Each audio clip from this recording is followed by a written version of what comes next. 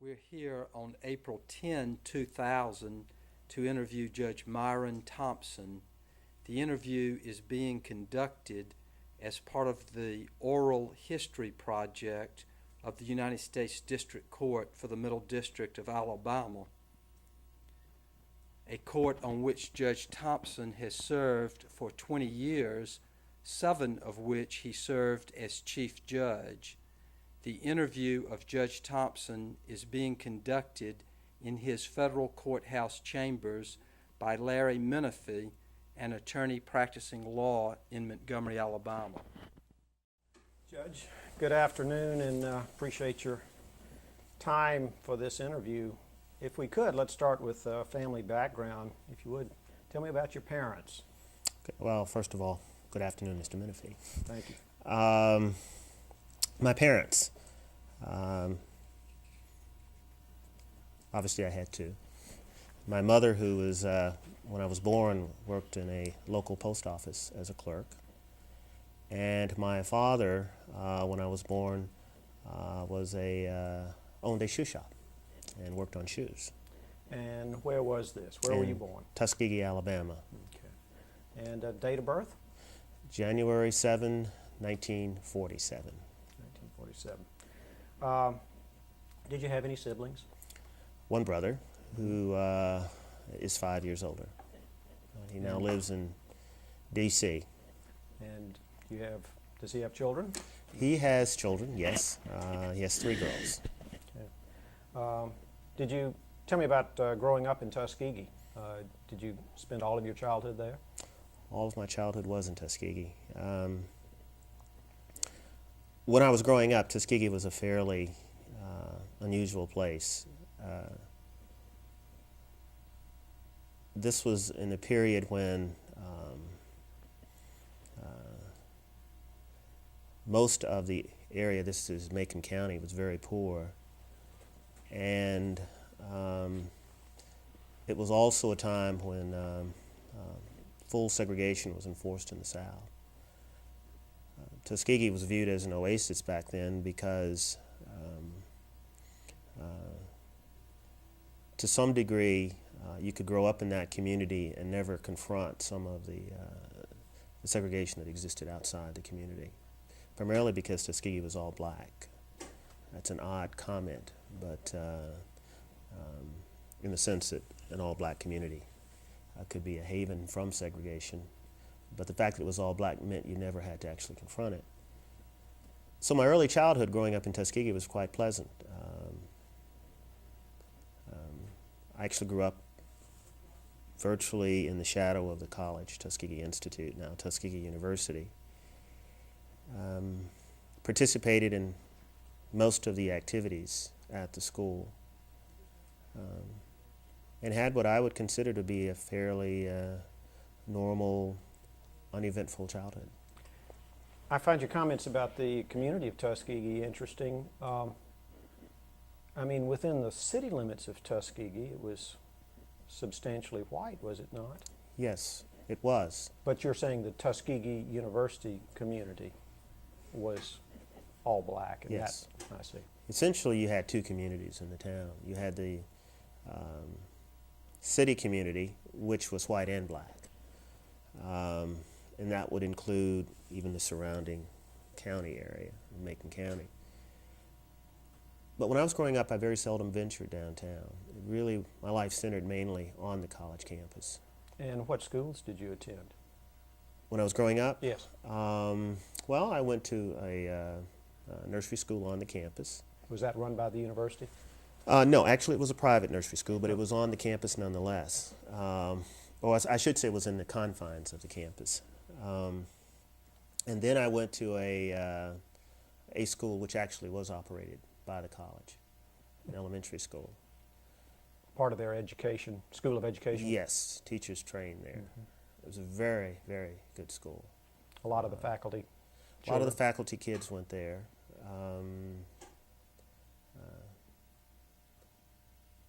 I would think probably, as far as schools go, it would probably match up to most schools that you could find anywhere. Mm-hmm. Now that was elementary only? It was elementary only. What happened only after from first grade through ninth grade. And then after that, I went to, I guess what some people would say is a public school, because the other school was not totally public in the sense that one just went there automatically. You had to apply. From ninth grade through 12th, it was to a public school, which was quite an eye-opener. Follow up on eye-opener. What do you recall being most surprised at, or The eye-opening? cross-section, kids from all backgrounds, the county kids, kids whose interests sort of didn't necessarily coincide with mine, who had different ambitions in life, who hadn't had all the advantages that I'd had. You count the advantages growing up in that Tuskegee community and the parents you had, I presume? Oh, without question. Yeah. Relatively speaking, it was a tremendous advantage. Yes. In your high school, were the children from the Tuskegee elementary school, they constitute a small minority of the overall high school? Were y'all, when you came into this larger public school? Yes and no. Yes, in the sense that some of us went to the public high school. A significant portion of us went to private schools from then on, to boarding schools. Away from Tuskegee, mainly up east. That was a fairly common pattern. So, in some sense, I also lost my friends who went away to school, and of course I stayed home and went to the private school. And of course, when we got to the high school, the group of us who came out of Tuskegee, out of the elementary school at the college, generally would hang together. We began to disperse as years wore on, and we made other friends. What was the But name? we were a significant, very, very small minority. Yes. What was the name of the high school? Tuskegee Institute High School. Oh, Even though it was called Tuskegee Institute High School, it was a public school. I see. Located just- near the campus? It was located near the campus, but nonetheless it was a county school. In every meaning of the word. I mean, the kids were pretty much a cross-section. Well, tell me some about your academic interest, if you will, growing up through elementary, principally high school. What subjects did you like, and how'd you do? Well, I can start at elementary school. I became actually, I don't think I did very well the first 3 or 4 years of elementary school. And then I guess I sort of took off around 3rd or 4th grade and became an avid reader. I was not probably even in the middle of my class during those early years. But by the time I reached the 8th grade, I was number 1. I liked everything. That was a great thing about the elementary school, is that it provided such a tremendous opportunity to do all kinds of things. I mean, unlike even schools today, we have strong emphasis on music, strong emphasis on doing community things, projects, great parental involvement, plays. We put on a lot of plays, things like that. And the teachers were generally very good. Did you finish high school with some honors? Yes, I was number 2 in my high school. High school was slightly different from the elementary school. High school was not very challenging. Mainly what I did in high school was just study on my own. But I had a lot of friends who did the same thing, so we would study on our own. We had a lot of groups like an astronomy club or a reading club that weren't necessarily connected with the high school, but we just did it on our own. High school was much more of a free-for-all. We read a lot and we talked a lot. There were a number of us who read a lot, and we would just get together and talk about what we were reading. About what size high school was this? How many students maybe in your graduating class do you I think have? there were maybe 300 in the graduating class, maybe 400. Now was Most of those did not go to college. Would the private boarding school that some of your university colleagues have gone to, would that have been within consideration of your family? No, my family could not afford that. Yeah. Even though I guess you could have gotten scholarships. I know there were some families that were, I think, probably on financial par with my family. But my mother didn't believe in that, I think wisely. Interesting. Tell me about your mother's convictions on that. Well, she just thought kids belonged at home longer than 8 years of elementary school. And I don't think she could quite take the idea that I would be going away, especially up east. I mean, this was before you had jet planes. I mean, these kids were taking a train back and forth to school, and even if they took a plane, it could take several days to travel. And they were going to school in New Hampshire and Vermont and places like that, which were really off the beaten path. So even if you got up east, you still had a significant distance to go to get to this sort of school out in the countryside. Anyway, my parents did not like that. Did your mother have long roots in the Tuskegee community, her No, family? No. My mother came from Alabama, but from Dothan. And she was one of 6 children. Our family on my mother's side was extremely paternal. A very strong grandfather who also came from around the Dothan area, Houston County, Henry County area. In fact, he, maybe this has led to some of my mother's opinions about it, he sent his first 3 children away to school. Because when my mother was growing up, they had no public school for blacks beyond maybe 7th or 8th grade. There was no there was no high school. Even though it was separate but equal, there was just no high school for blacks. It's a strong commitment by your father. His grandfather. Grandfather, sorry. Yes, so he would send his kids to boarding schools after 7th or 8th grade. The first 3 girls all went to boarding schools. And actually my mother went to Tuskegee for boarding school at high school. Tuskegee apparently had a high school residency, and she went there for 3 or 4 years. And then I had another aunt who went to Alabama State to high school. And then I had another aunt who went to school, I think, in Selma. I'm not sure about that. So my grandfather actually decided that he did not like his children going away. So he actually started the high school in the area down in southeast Alabama. He actually got the money together and actually started a public high school. Got some local businesses to support it, hired a teacher, in fact, housed the teacher himself, and actually started the public high school, And the first one in that area. did it continue? Yes, so that his boys, who later came, could stay home. Yes, and it eventually was the high school that the kids went to. Huh. And but he did all of that. And primarily, I'm sure he did it for public reasons too, but it was so that his last 3 children wouldn't have to go away to school like my mother did. And tell me about him. He must have been an interesting and energetic Yes, he was. person. What did he do? And Very, very strong person. Very much, I guess you'd say, a pillar of the community in that area, Dothan. Very well respected. and what was his name? John Glanton.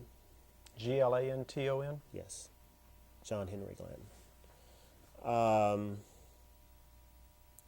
But a strong believer in going to school. Most of his kids became teachers, and he was very adamant that I not become a teacher because he thought that the teaching profession was so constrictive or constricting. He used to say that people who can't make it teach you how to do it, those who can do it. What did he do? He was a real estate dealer, and that was in his later years. He owned a lot of property, but his early years he was a farmer. He grew peanuts, pecans. He owned lots of farmland, which he eventually turned into houses. I want to qualify that last comment. He wasn't downing teachers. I think he was just saying that we have too many teachers in our family. and he wanted more of us to do something other than teach. I think he viewed teaching as too safe.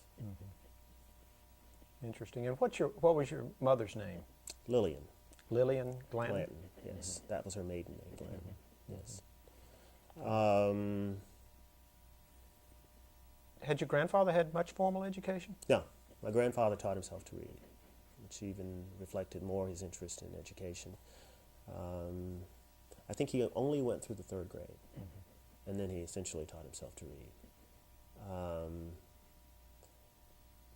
which reflected a strong interest in having a school come down there. I would rather suspect, I don't know this, that at the time my grandfather could have gone to school. Probably wasn't much of a school to go to at that time for blacks.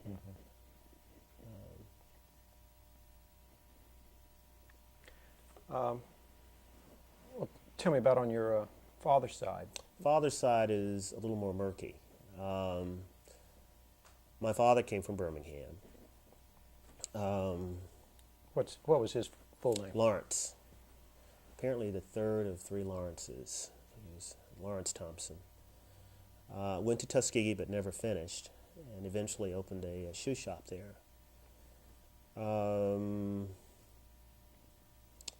say shoe shop. Is this retail shoe or No, cobbler no. repair? He repaired shoes. He was very good at it. So did my grandfather, by the way. Oh, really? At any rate, Yeah, go ahead. I used to go there and watch him work on the shoes. But at that time, Tuskegee was basically what do you call it? A trade school. And my father strongly believed in the trades. And you're probably unaware of this debate that went on back in the 30s and 40s and 50s, in particular at Tuskegee and among other black schools, was whether to continue with the trades or to get more into liberal arts. I remember Booker T. Washington used to say, you know, that learning Greek won't help you lay bricks. And my father was a strong believer that the schools should have stuck to the trade tradition. But having said that, he himself, and while a tradesman, was very, very academic. In what sense? Well, he read a lot. He was also a phenomenal bridge player. He won trophies playing bridge. He used to go to competitions. So he was very mental, very cerebral man. And in fact, to the degree that I probably reflect my interest in reading, I'm probably more of a clone of my father, even though my mother, in a sense, had the educational tradition coming down through her family. But on my father's side, most of the kids all went to college, as did my mother, obviously, but his siblings did, and they tended to teach at the college level. And I would say were much more academic in their approach to life. Yeah. Interesting. I was almost thinking your family may set up a... My grandfather was more of a farmer. He just had a strong interest in education, too. But he was more rooted. My father's side of the family was more peripatetic and sort of all over the place. And my father and my mother eventually divorced, and my father did go to New York. So, about what age were you when your parents divorced? That's a hard question. I think I would have been about 5 or 6. Oh, fairly very, young. very young, yeah. But you stayed in Tuskegee with your mother. I stayed in Tuskegee with my mother, who then remarried. I see. About 4 or 5 years later. I see. And then your stepfather, were you close to him? Yes. And My stepfather was a minister here in Tuskegee. His name was Kenneth Buford. And he was very involved in the church. And in fact, we eventually moved next to the church called Butler Chapel Church, which took us outside the confines of the university, of the college. And we moved into more of the community in a rural area. And he was also very much involved in the political activity of the city.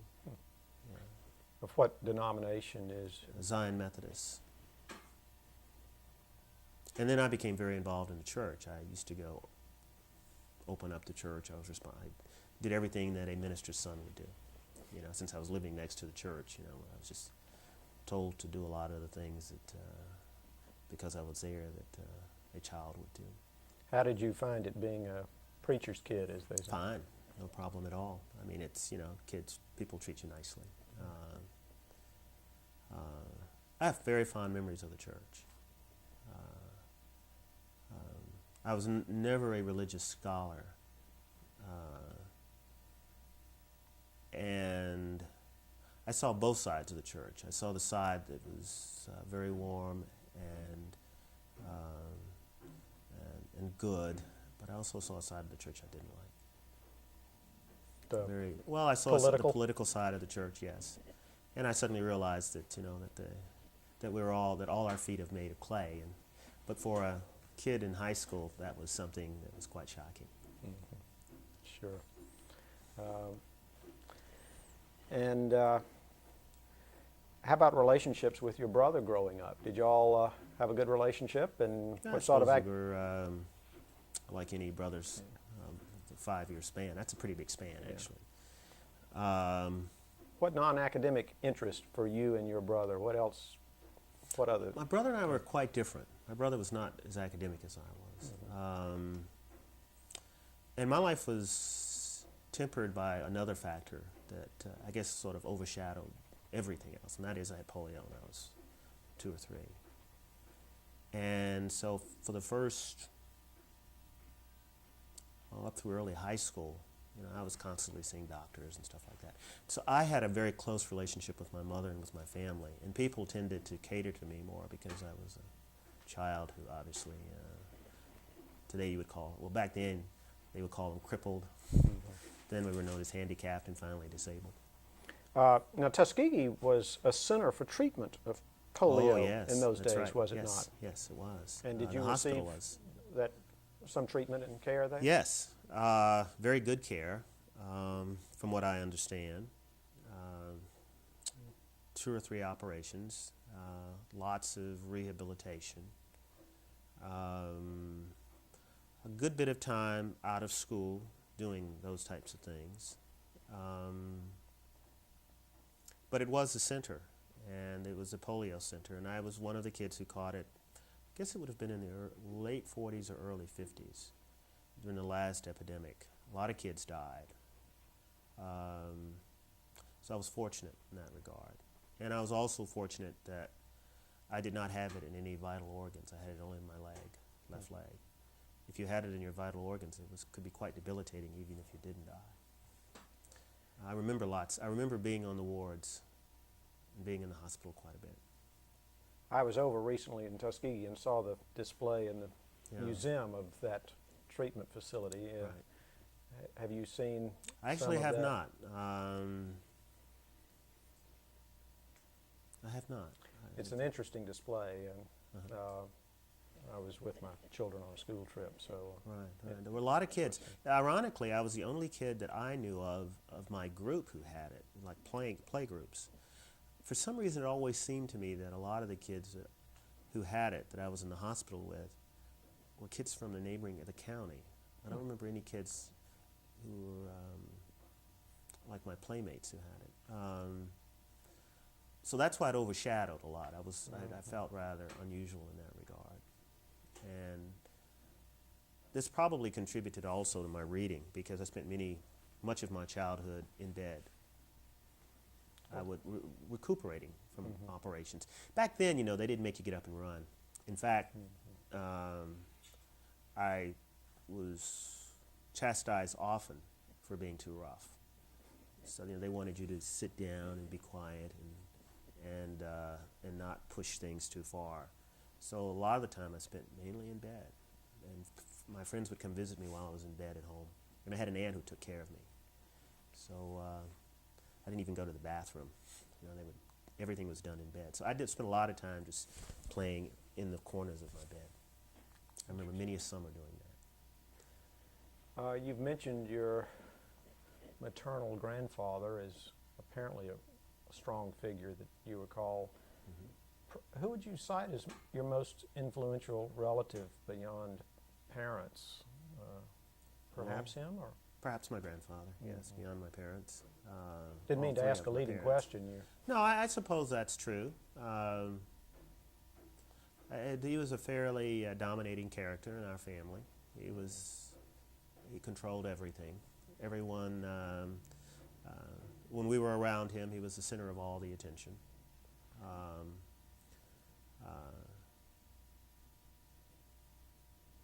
So yes, I would say that he had the strongest impact. About when did he pass away? He passed away about 16 years ago. So he knew you as a Oh yeah, he knew me as a judge. judge. Yes, he did. He was very proud of that. We had talked about it quite a bit before I became a judge, and we talked about it after I became a judge. No, he was right there. He was there throughout my life. I guess to some degree, the feelings toward my grandfather were a little bit ambiguous because I always thought that people never thought I would develop into anything because I did have polio. Usually you think people who are disabled are not going to do anything because I think that people don't say that, but I think they can give that message pretty clear. Whether it's a physical disability or a mental disability, I think the person is some way flawed, so you never expect them quite to develop into anything. I don't think it's ever a conscious attitude, but I think it is a subconscious attitude. As to your parents and your stepfather, any of them living? No. Still? They've all passed on. My mother, my stepfather, my father, and my grandfather. What about,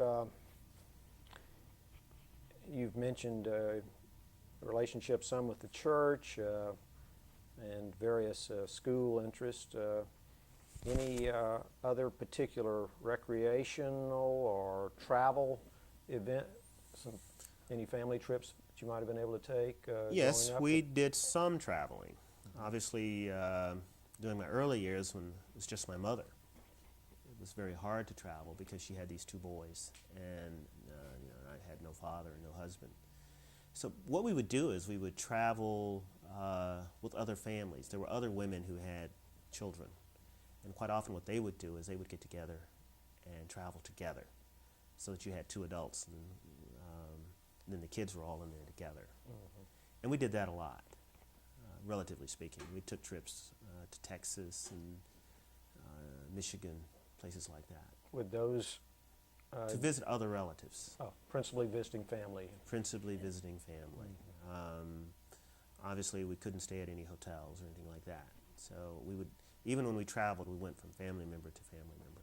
I remember that. You started off by saying that Tuskegee and the community you grew up in was something of an island from the segregated world outside. Do you recall, I don't want to just leave that whole era and time, do you recall events of confronting segregation in that, outside that island that Outside the island? Oh, well, it that, actually was that there. made some influence that you particularly recall? I didn't want to say, I don't want to give the impression that there was no problem within the community. There were problems many ways in the community. I'm just talking about from the perspective of a child. But going outside the community, yes. We saw it when we would go to Dothan. I had people, I remember being in the car and someone making a racial slur. I remember once we were going to Texas, the guy wouldn't let us use the bathroom. And my mother asked him not to fill the car. She actually stopped right then and said, take the gas out of the car.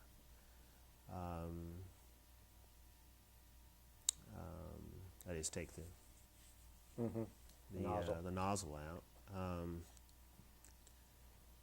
I mean, those things, sure, I remember that. I remember coming to Montgomery, and I guess it was the Kresge downtown, and eating downstairs in the colored section. Sure, the colored counter. I remember the water fountains. I did that. Movie theaters? Yes, definitely the movie theaters. In Tuskegee, there were segregated movie theaters, and that. But we also went to movies on the campus, which is really where I went more than I went downtown to see movies. So it was everywhere. It was all around me. but the exposure was just less. And but it was everywhere all around the city, and in the city to some degree too, but on a more sophisticated basis, and within the college on a more sophisticated basis, because you couldn't vote, things like that. And people felt disenfranchised, and that became very. I felt that very strongly as I got older. Do you recall conversations around dinner tables in Oh, your yes. home about issues of segregation and That was community and political It was like participation? grits in the morning and greens at night. It was every day, 2 or 3 times a day. Yes, all the time. You said your stepfather, I think, was Yes, active. and my mother. And your were mother. both very politically active. And my father ran for the city council when voting, In Tuskegee. when blacks were enfranchised in Tuskegee. And in fact, he was one of the first blacks elected officials, and if not the first. And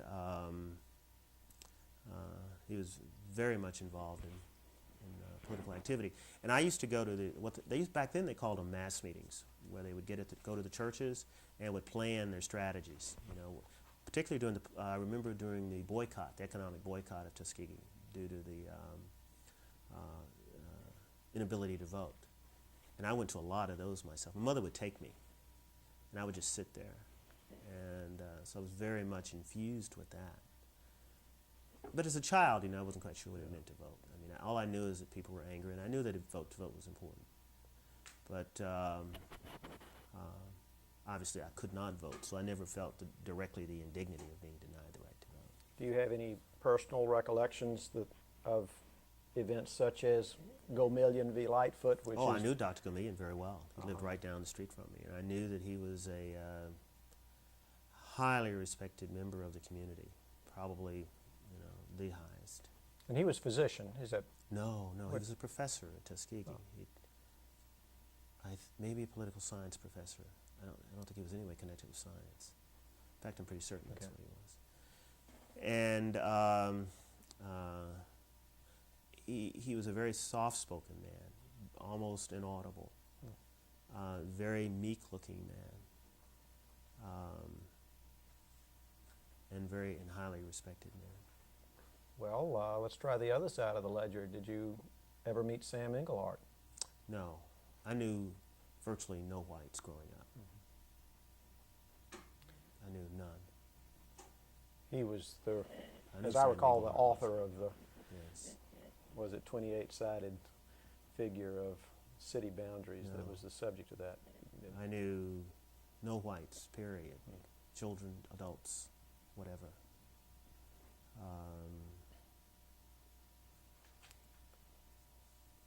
Any work experiences, part-time work, Yes, I children? worked in a drugstore Mm-hmm. when I was in high school. Later found out my mother paid the guy to let me work there.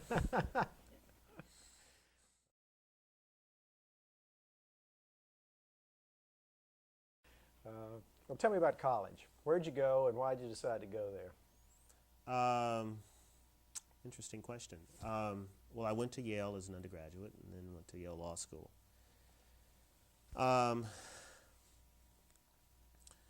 spent many of my summers in what they call these summer programs At Tuskegee? at Tuskegee, the college, taking things, math and English and just other courses. Some of them were considered advanced courses, things like that.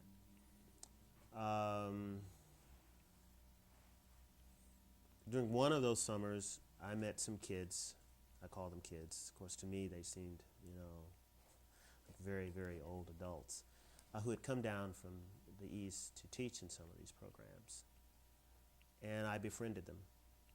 So this would have been high school days, This is the high school. early This 60s. is like, yes, Late- early 60s. You graduated in 63, Oh, no, 65. 65. So this would have been maybe 63, 64. Okay. Yeah.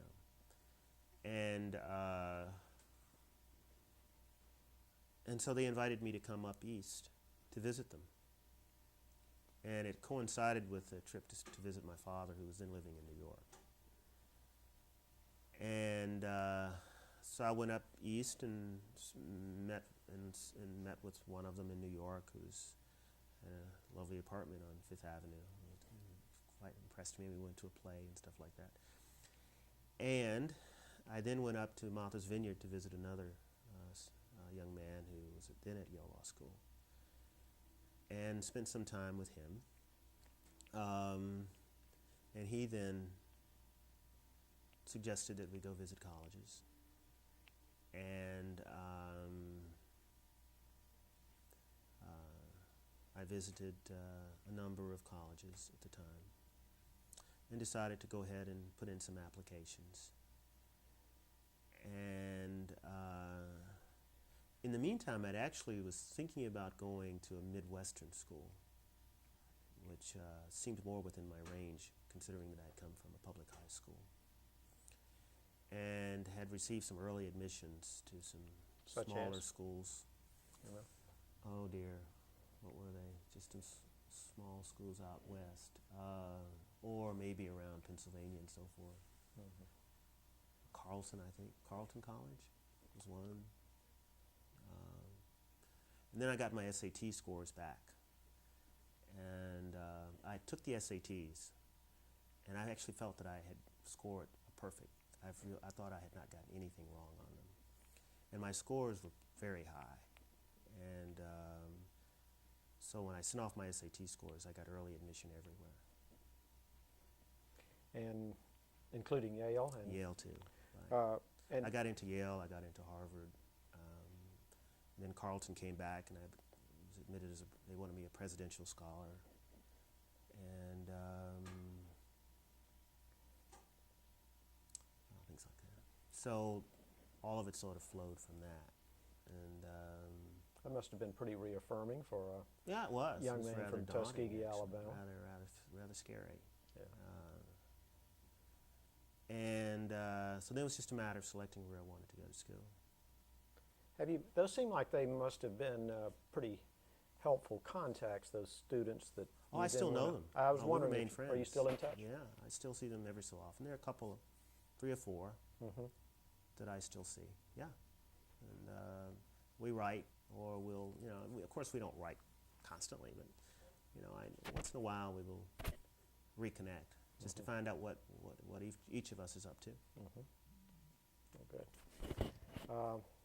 Well, tell me about Yale and course of study and.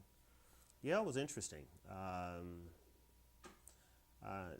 I considered my high school years to be so unstructured that really what my main problem was at Yale was a structured academic environment. Going to classes, having assignments, doing things within a structure, because I never did that. I worked a lot, I studied a lot, I read a lot. I read a heck of a lot. But it was always on my own, at my own pace, and I sort of did it on my own. Talking about So, high school. High school. Interesting. Whereas when I got to Yale, it was the structure. And obviously it was a very, very hard school. I went there because it had a strong undergraduate program that I was pretty much told from most of the people that I talked to was probably more fitting for my background.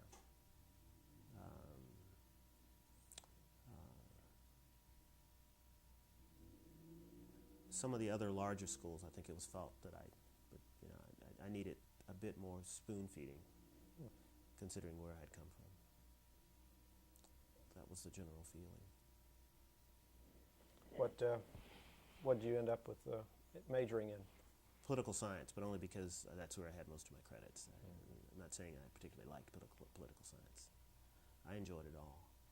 One just had to choose a major, so I chose that one. You've had a long interest in music, if I'm not mistaken, have you? I don't know where you're getting that from. Well, I know you go listen to jazz a good bit. Oh, well, that's New York, yes. Well, I like it like anybody else likes jazz. No, I don't think I have any It doesn't date to those fairly... interests. Doesn't No. date to those days particularly. No. Actually, if anything, it dates back to elementary school. Very strong musical program in elementary school. We used to...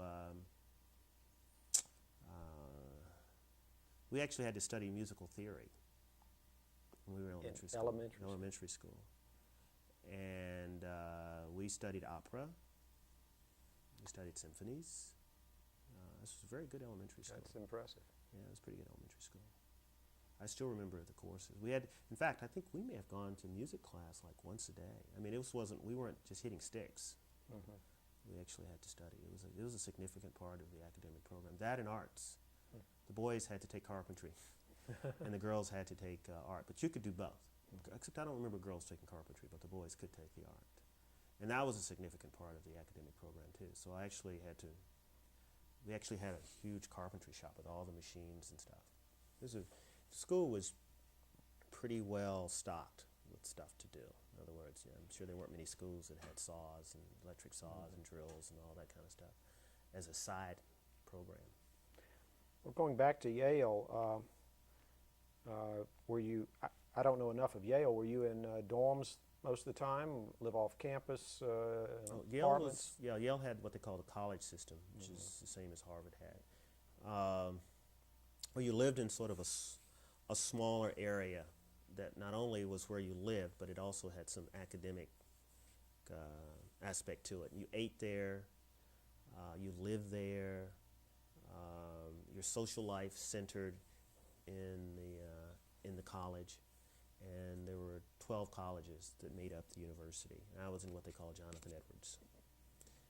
And Jonathan Edwards was sort of an artsy college, and a lot of the art students were in some way connected with Jonathan Edwards. But you were assigned to Jonathan Edwards. I didn't choose it on my own. It was just by happenstance. So and just by happenstance that it has that art yes. interest yes, or focus. Yes. Mm-hmm.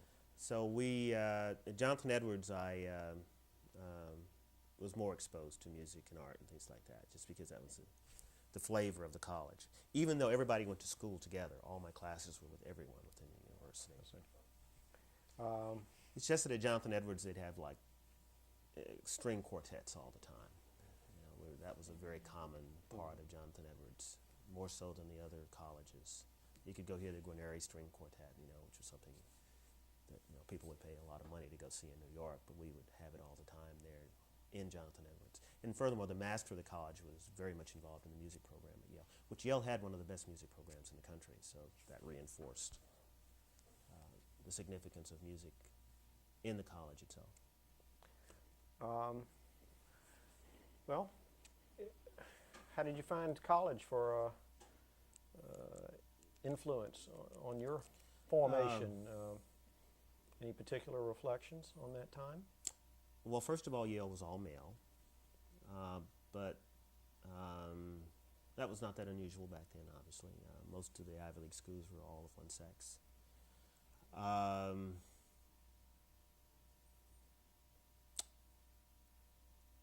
The social environment was limiting for that reason. I didn't have dates and things like that. Most of the kids who went to Yale had gone to the sort of elite private schools. I had gone to a public school, even though Yale at that time was approaching 40 to 50% public school kids. Later it would become more public school kids than private school kids. But nonetheless, the private school kids dominated. And secondly, the private school kids were more prepared to meet the demands of the university, because for them, going to Yale from their private school was just really another year. They were used to the classes, they were used to the challenges in the classes. They knew each other. The social environment was something they were used to. The sports they played, which were totally alien to me, like lacrosse and crew and things like that, was something that, of course, they did easily. With whom did you develop your closest friendships while there? Within my college, very, very close friend, a couple, whom I have remained close with for the last 30 years, since then. Southerners? Yes. One was Southern, one was not. One was from St. Louis. Mm-hmm. There were actually, I guess it was sort of like a clique. There were about 10 of us. mainly 2 or 3 of us were from the South. A really good friend of mine is from the South, from Pensacola. The guy I eventually roomed with most of my years there was from St. Louis. But we were very, very different. This was different for me. Obviously, it was different for me because with the added aspect that I was thrown in an environment that was virtually all white. There were very few blacks. There was only one other black in my college, in my class. And I think he may have moved out of the college ultimately into another college and didn't leave the university. And there was an upper class black guy, but he was like 2 years ahead of me, and I didn't really get to know him. That was it. And that was it? That was it. So I was thrown from one fairly non-diverse environment into another. I guess it had its own set of difficulties. Yeah, but in some, yes, there were some. My Yale years, I consider my sort of social years. I don't think I was a particularly socially astute person. I was not politically active. Mainly interested in music, maybe reading, things like that. And so these guys did that with me, and we would do that a lot.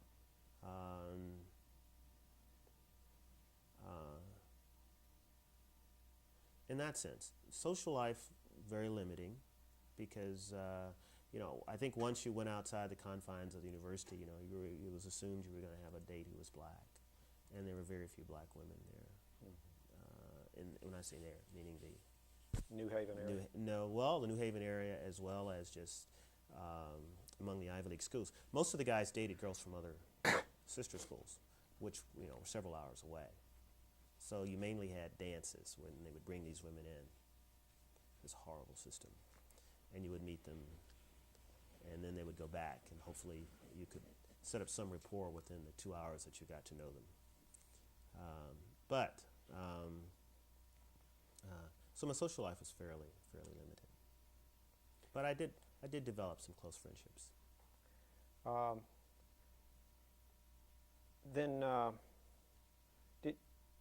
Did you have any obligations for military service? No, because of the polio, I never had that. And that was a significant factor too. I mean, I was obviously limited by that at the school. There was not much in sports I could do, even though I was a good swimmer.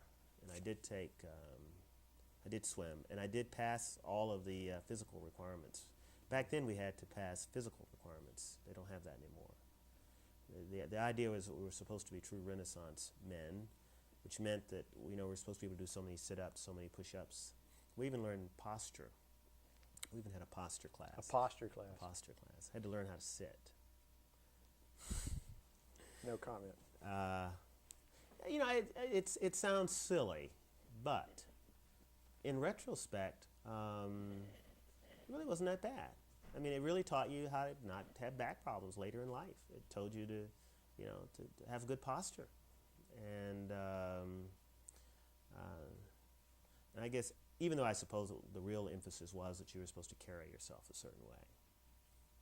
Were you aware of such institutions as Skull and Bones? Oh, yeah. Heard a lot about that in recent years. Heard a lot about that, certainly, yes. In fact, it sat right across the street from Jonathan Edwards, so I used to pass by it all the time.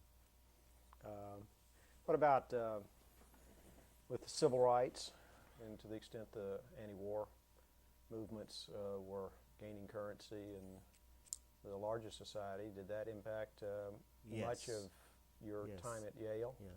It finally caught up at Yale, the anti-war movement did. I was not a part of that. In fact, I was fairly pro the war. And in high school, I'd written a paper pro the war. And then when I got to Yale, most of us were. There were a few of us who were not. And then by senior year, a lot of the guys had changed. I did not.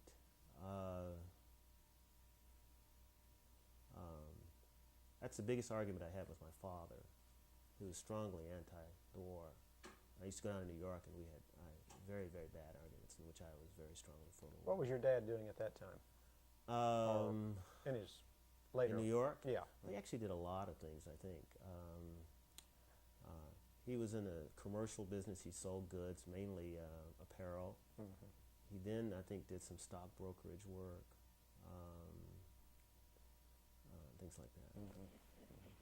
Well, that's an interesting, most of the, It was the opposite. it's for most opposite of kids. what most families I know have Right. experienced. Right. Yeah. Yeah. And so, actually, when I was in high school and I went to visit my dad, we were having some argument, and I thought he was a socialist. One time I thought he was an avowed socialist, and I came home and I told my mother that. You know, it shows you how strong my own sentiments were of traveling the road that was so tried and true. But my dad did have some unusual ideas about things, and he read a lot, and he read things that I hadn't read, and he was one to say things to me that could be somewhat shocking to me politically. And in any event, he was politically engaged. And Oh, he was very politically engaged, and but very fascinating man. well, tell me about law school. Why'd you go, and why Yale? And when I did got you in. decide? That was it, because I got in. And Yale Law School was the place to go at the time. Small, very active. And I had met a number of the professors at the law school while I was an undergraduate there. Charles Black, who had actually taught me as undergraduate, was a professor at Yale Law. And we had become very good friends. And I had no idea what I was going to do when I got out of Yale either, which I think was true for about 99% of us who went to law school. Well, when did you first have the idea that you were going to law school? When I was trying to find a job and I didn't have anything else to do. At the end of Yale degree got me nothing. At the end of undergrad? At the end of undergraduate school. I said, well, I'll put this off for 3 years. I'm sure that resonated among a lot of us at the time. Those who were, of course, for those who were subject to being drafted, it was a significant issue. I don't know if you remember, but I think if you took a test back then, you could avoid the draft. They used to call it the stupid test, so if you scored high enough, I'm pretty certain that's the way it was. That was the first, then they went to the lottery later. But it meant that a lot of college kids were not drafted.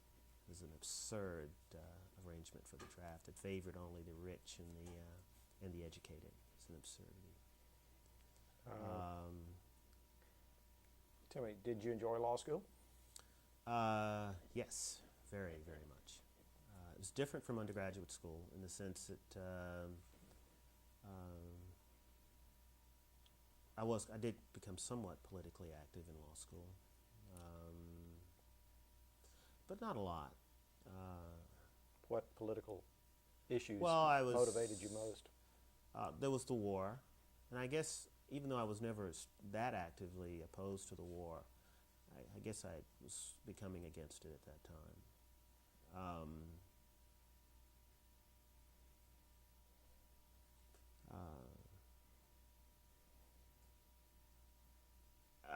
The law school just had so much that was going on politically, you know, whether it was civil rights and the types of courses that were being offered, the discussions that were going on around the tables, in the dining hall, places like that. You mentioned Charles Black. Any other particular? Brooke Marshall. I took a course from Brooke Marshall. He became a very good friend of mine, and still is.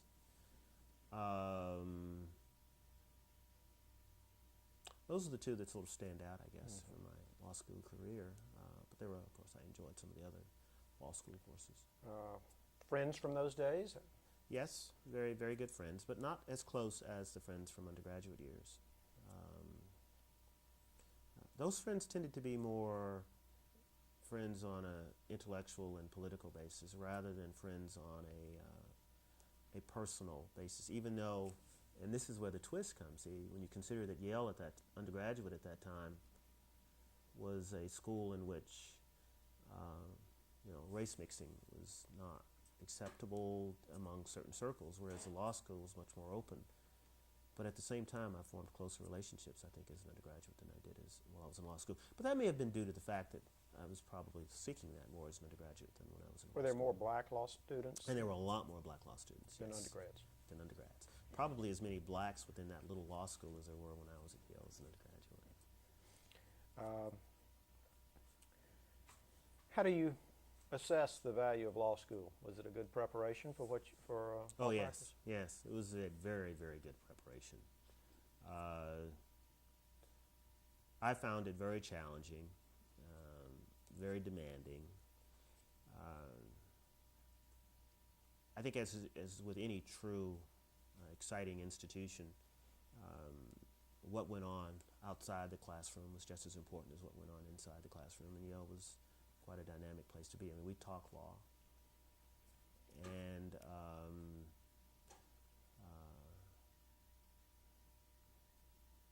the culture was fascinating, just generally. Yeah. What about any summer jobs during law school? What did you do those 2 summers? Ah, interesting. The first summer had a very strong impact on me. I worked in New York. For some reason, the message didn't get to me that to go work for the law firms, you were supposed to be a second-year student. And I don't know how it happened, but I went down to New York and decided to apply for a job on my own rather than go through the student placement, which is where the law firms come in and will interview you on campus. And I just showed up at a number of law firms. And when I showed up, I think they thought I was a second-year law student. And when I got in the door and we started talking, they suddenly realized I was first year. And I got several offers, ironically, even though they knew I was first year. And so I ended up taking a job with a Wall Street firm, even though I was first year, I guess with the understanding that I would come back the second year if I liked it and they liked me. And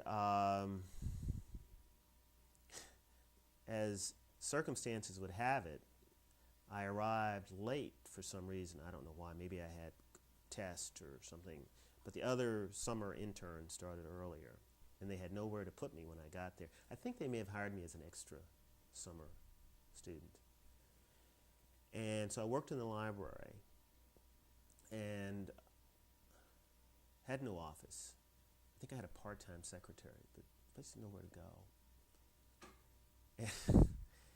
And as it ends up, I was the only one who didn't have an office. I mean, somewhere, at least a cubbyhole to work in.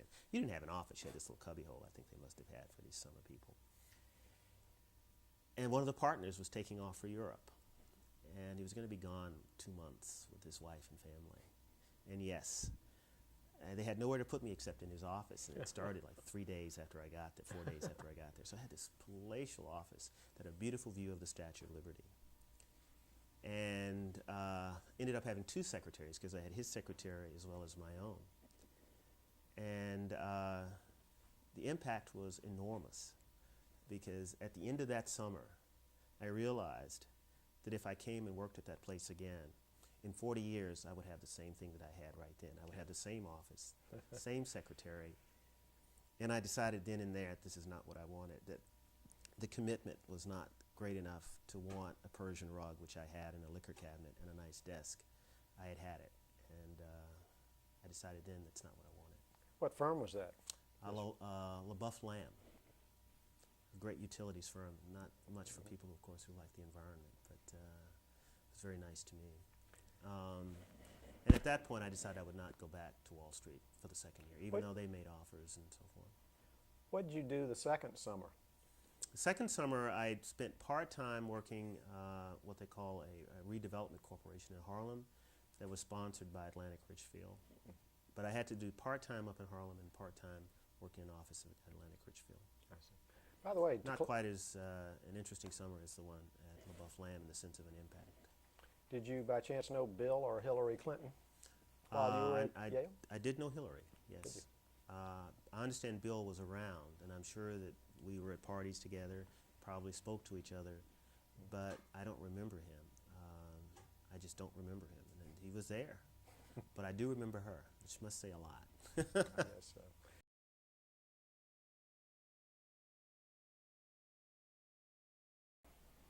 Tell us something about your family.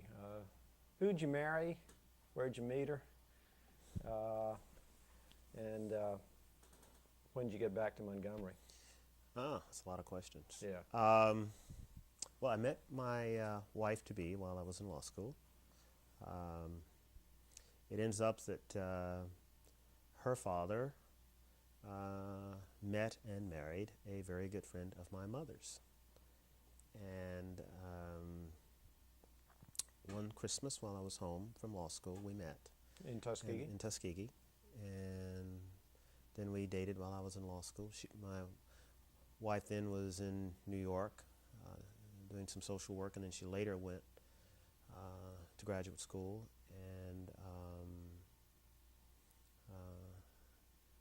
And then we later reconnected when I went to Dothan. But that's covering a fairly long span. And her name is? Ann Oldham. Okay. Yes. So Ann's roots are in? Ann's roots are actually in New York and North Carolina. She was born in New York. Spent some of her childhood in North Carolina. And to some degree, I think, considers herself a New Yorker. Well, what's the Alabama connection? I'm sorry. Her father married my mother's best friend, a woman who was my mother's best friend. I see.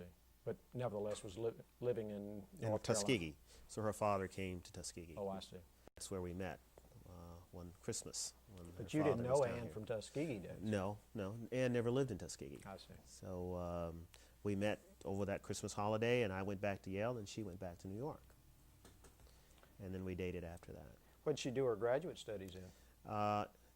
Southern Illinois in social work as well, sociology, social work.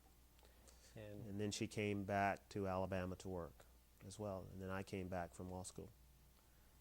So you finished, what year did you finish law school? I finished in 72.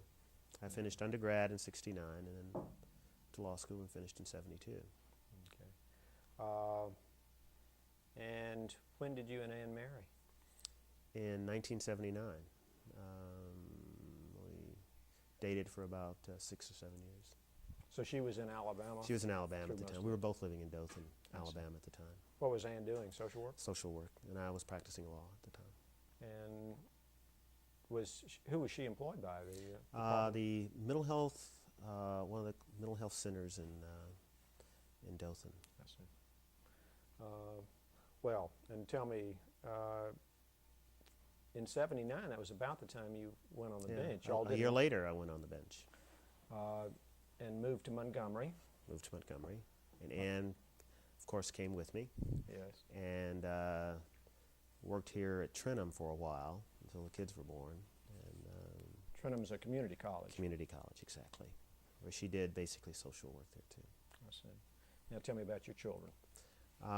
Well, we had 2 children, a son and a daughter, who were born in 1985, and they were twins. So we're very excited about that. The main thing being, of course, we had them at such a late age. I was 37 and Ann was 36. But we decided we wanted to have kids. And it was a pleasure of having children, I'm sure that any couple would know. Okay. And you have subsequently adopted. Yeah, well, we lost our daughter about 4 years ago, and then we adopted 2 children about 6 months ago. Yeah. And give me the names of your well, the twins were Miles and Lily, and then we adopted Jalen and Jason, so we're a family of 5. And how old is Jalen and Jason, your recently adopted children? They are 5 and 6, and Miles is now 14. So age is no barrier to adoption, Judge. No, no. At the age of 52, I can assure you that it's no barrier. It is a handicap, though. Do they require a fair amount of energy? They require an immense amount of energy. Yeah, I feel like I'm going through life, you know, with this handicap of my age, but they're so much fun. It makes up for it, obviously. It's wonderful. And you're living here in Montgomery on Cloverdale Road. Yes. Is that where you settled pretty soon That's where we after? settled after we came here, and we've been there for 20 years.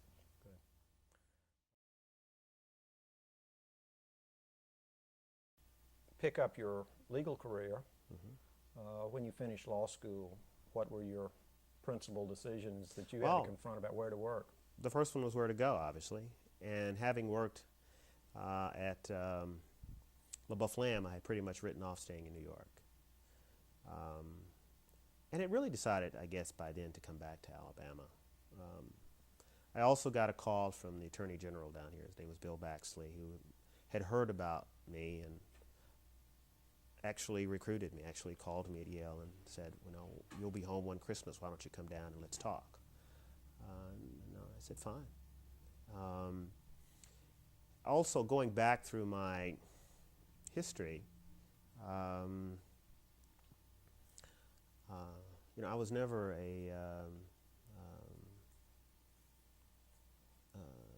that politically active. And actually probably was viewed by most of my friends as fairly conservative. And to be honest with you, probably was.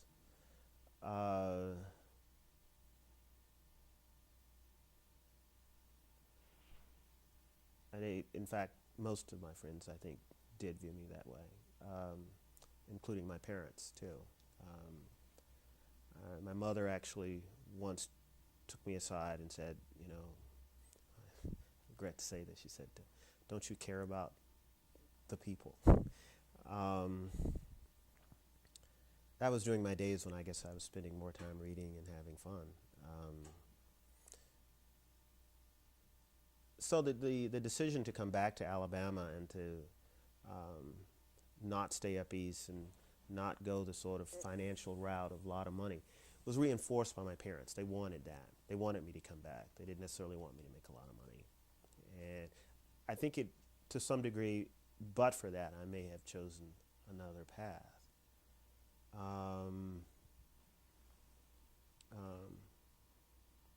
Tell me about Baxley's overture or offer to you. What was Well, he offered, yes, he What offered. was the He was pitch? very, the pitch was, you know, come down here and, you know, we'd like to have you in the office. He seemed very excited. He was very young and energetic, and it sounds like a really wonderful place to work. And he was very honest. You know, he didn't have any blacks. I later learned that I was the first black professional the state had. I actually didn't know that till recently, of all of state government.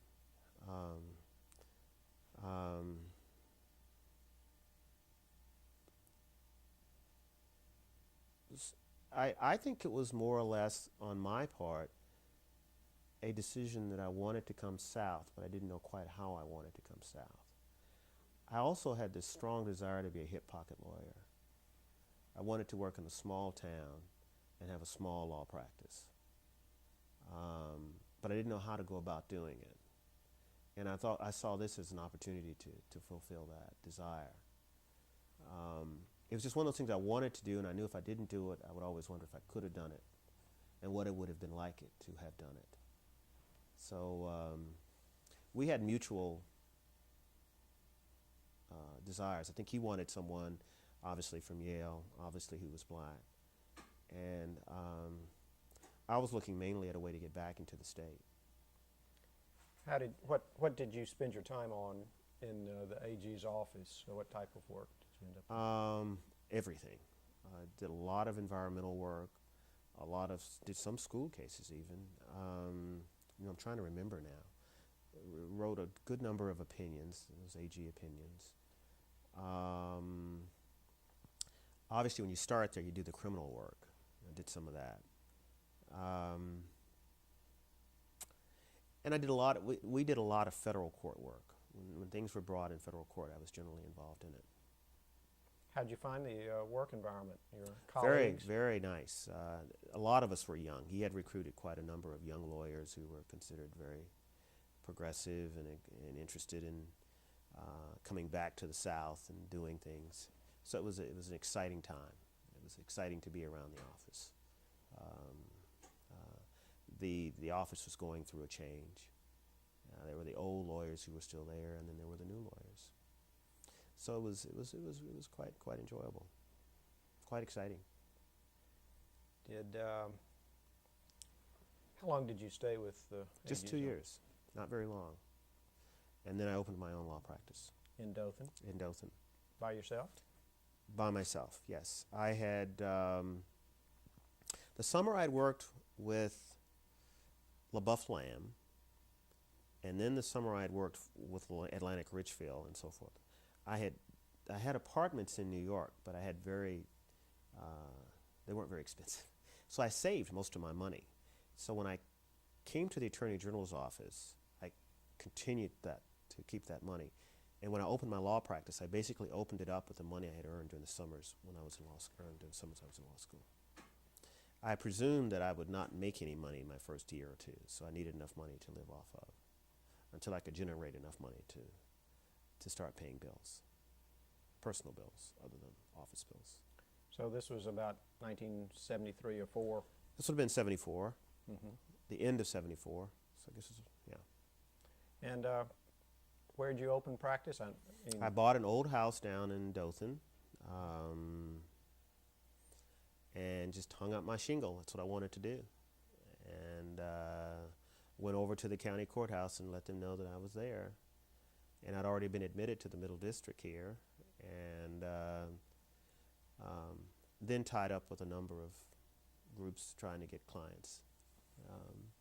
That was basically it. What got you to Dothan? Was it My grandfather grandfather? and relatives. Obviously, I wanted a place where hopefully I would have some immediate clients, like my family.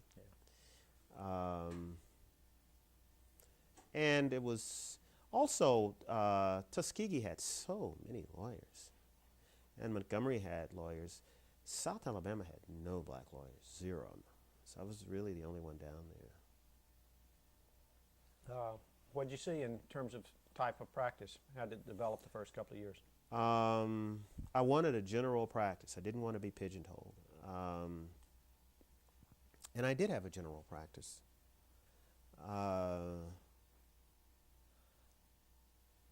I did everything. I did criminal work, I did divorce work. But my primary cases were in the area of civil rights. Primarily, I connected up with other lawyers throughout the state. I started handling all of the school cases in that area of the state and did a lot of work with the Justice Department, trying cases and things like that. And then clients started coming. Then I had a connection with the teachers and other groups. And then there were no lawyers down there who would handle union cases, and I would do that too. So I started doing some union work. That's pretty much the way that my caseload began to develop. So the school cases were those that were Desegregation cases. desegregation cases that were filed under the Lee versus Macon. Lee versus Macon. Yeah. They had all been branched off, and I had those for that area of the state. So you were working at that time with Fred Grays and I was working with Fred Gray and Solomon C. and a few others, yes. But mainly with Solomon C. was the one I really worked with more than anyone else. Yes. And with a number of lawyers from Justice who, by the way, have remained good friends over the years. how did you find the private practice as it developed over those? Extremely demanding, but so much fun to be your own boss. And very romantic. I had this old house, and I lived in the back, and I had my office in the front. And friends would come through, and I would entertain them. You know, we'd sit out in the backyard and drink a glass of wine, and I'd cook or something like that. Of course, you know, you could only do this if you were a bachelor, and had very little personal overhead as well as office overhead. So it was just kind of romantic. It was my idea of I used to call it an adagio existence, you know, slowly, you know, southern existence. But it really wasn't true. I was working my tail off. But it seemed that way back then, in some ways. I'd go to movies, and we'd go out of town, go to plays, you know, go to Atlanta, go to New Orleans, go to New York. And then the cases were interesting, and of course they were all new to me, so they were fascinating. I hadn't burnt out on anything back then. What do you, towards the end of your private practice, how would you describe it in terms of amount of time in state court versus federal court? Became more and more federal as time went on, significantly more federal. And did you continue to practice by yourself? Yes, until the last year, and I took in a partner named Wynn Falk. And but we only practiced together perhaps even less than a year. It was just so much work, and we became very good friends. So I said, why don't we go into practice together? He had just gotten out of law school. And how did you find your reception in Dothan? In Dothan, it was very good. I found Dothan to be a fairly conservative community, very rural.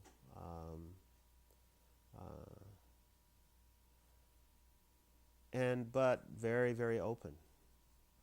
The judges were nice to me. The lawyers were nice to me. I can't say that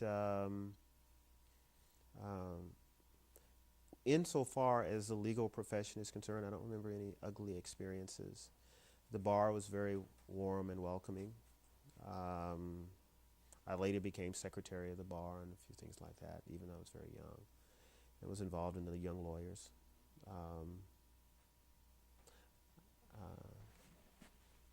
I considered it a very nice community.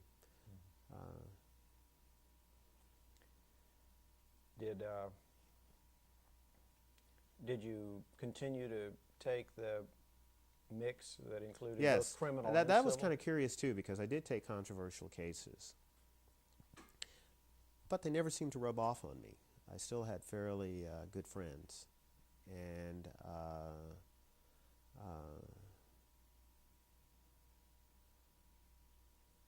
I tried to be involved in all the different communities down there, of all different types. For example? Well, it wasn't just a question of white and black. There was also an economic diversity that I thought that was important to share in. And then I had my own interests that were, whether it was the arts and so forth, which was a little harder to get in Dothan, but there were people down there. So I was very much involved in that too. Any particular civic institutions down there, churches, arts? Well, I did go to the churches sometimes. I never was a participant in the arts. Like I never, was an actor or anything, a singer. Can't sing at all. But I did go to things like that. That's what I mean. No, mainly what I did was my legal practice, and I was politically active mainly, but I was active from a behind-the-scenes perspective. I never thought of myself as running for office or anything like that. Never was interested in that. Did you do much more than give a contribution occasionally? Oh no, I was involved. Yeah, I would go to the meetings, and I was, part of the Young Democrats back then, and I may even been president. I don't know, but I was never out front. It was just not my style. Now you and Ann married where did you marry? In Dothan? Well, we married here up on Lake Martin, just north of Montgomery here. And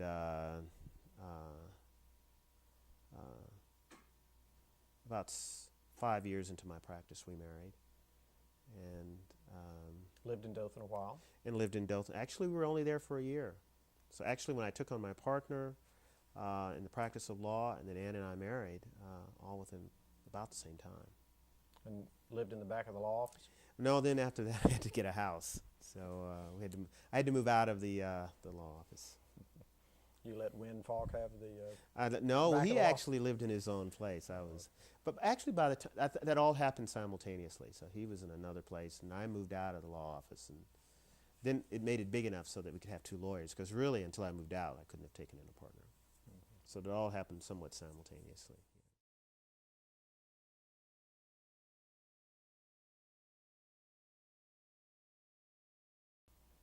Let's go now into your appointment as federal judge and that transition. Tell me about the appointment and how that came about, and give us some time context too. The appointment. This would have been in the 1980. It was totally unexpected. I guess to some degree it's already been written about, but at that time I was 33 years old.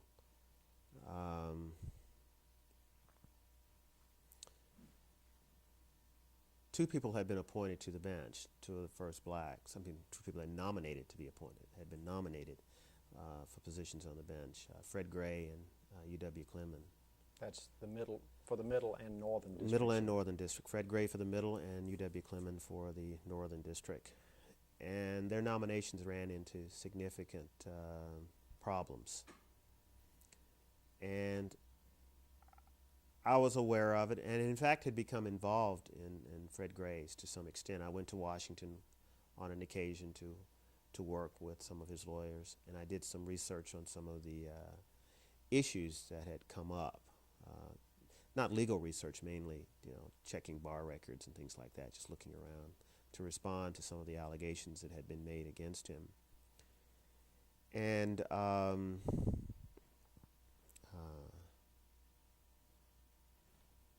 but I was on the outside. I mean, I was, in the sense of, I was not a principal lawyer for his team, but I was involved and I was offering my support. And I was aware, obviously, of what was going on. And ironically, my grandfather at the time had mentioned to me once, he says, I'd like to see you get that job. And he was always emphasizing about staying honest and things like that. And when Fred finally ran into so much trouble that Senator Heflin asked him to withdraw his name, the question became what would happen to the position, to the nomination, if he did. And I think Fred initially, I don't remember quite the details, refused. And then I think the senator became more adamant and said he couldn't go forward. And finally, Fred said that he would withdraw if I would be nominated. I had known Fred Gray from childhood, sort of, what do they say? He knew me before I knew myself. He knew me as a kid. He knew my parents. And I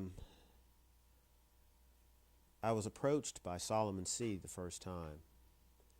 And Solomon asked me if I would be the one who would let his name be submitted for the position. And I told him no. I told him I was too young, that I didn't want to go through all of that Judge Clemon and Gray had gone through. And secondly, I didn't understand why there weren't other people there who were, in my mind, significantly more qualified for the position. I mean, while there was between, say, Solomon C. and my generation a significant void of black lawyers, still, they were there. And I said, well, why don't you turn to one of them? And also, I was really enjoying the practice of law. I think it was sort of, the way I put it to my parents, it was sort of like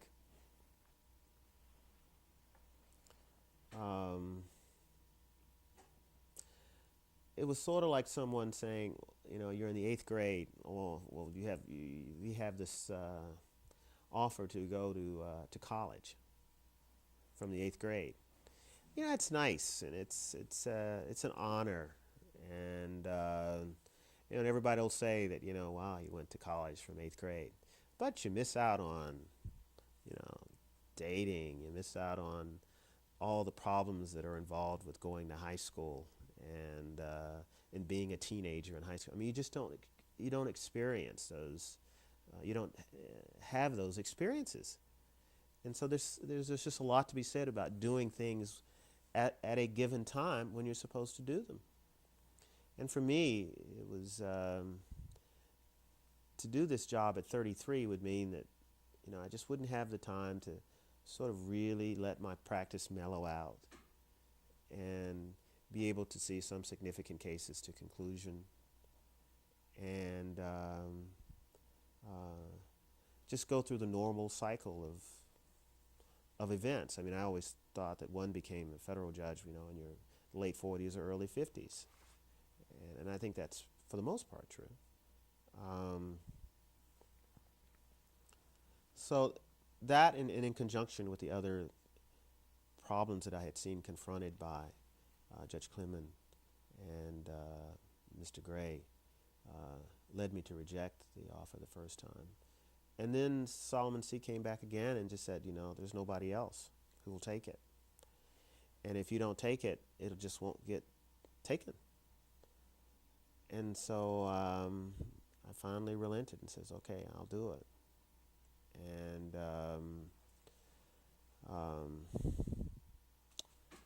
I met Senator Heflin in Tuscaloosa one weekend. This was like in August.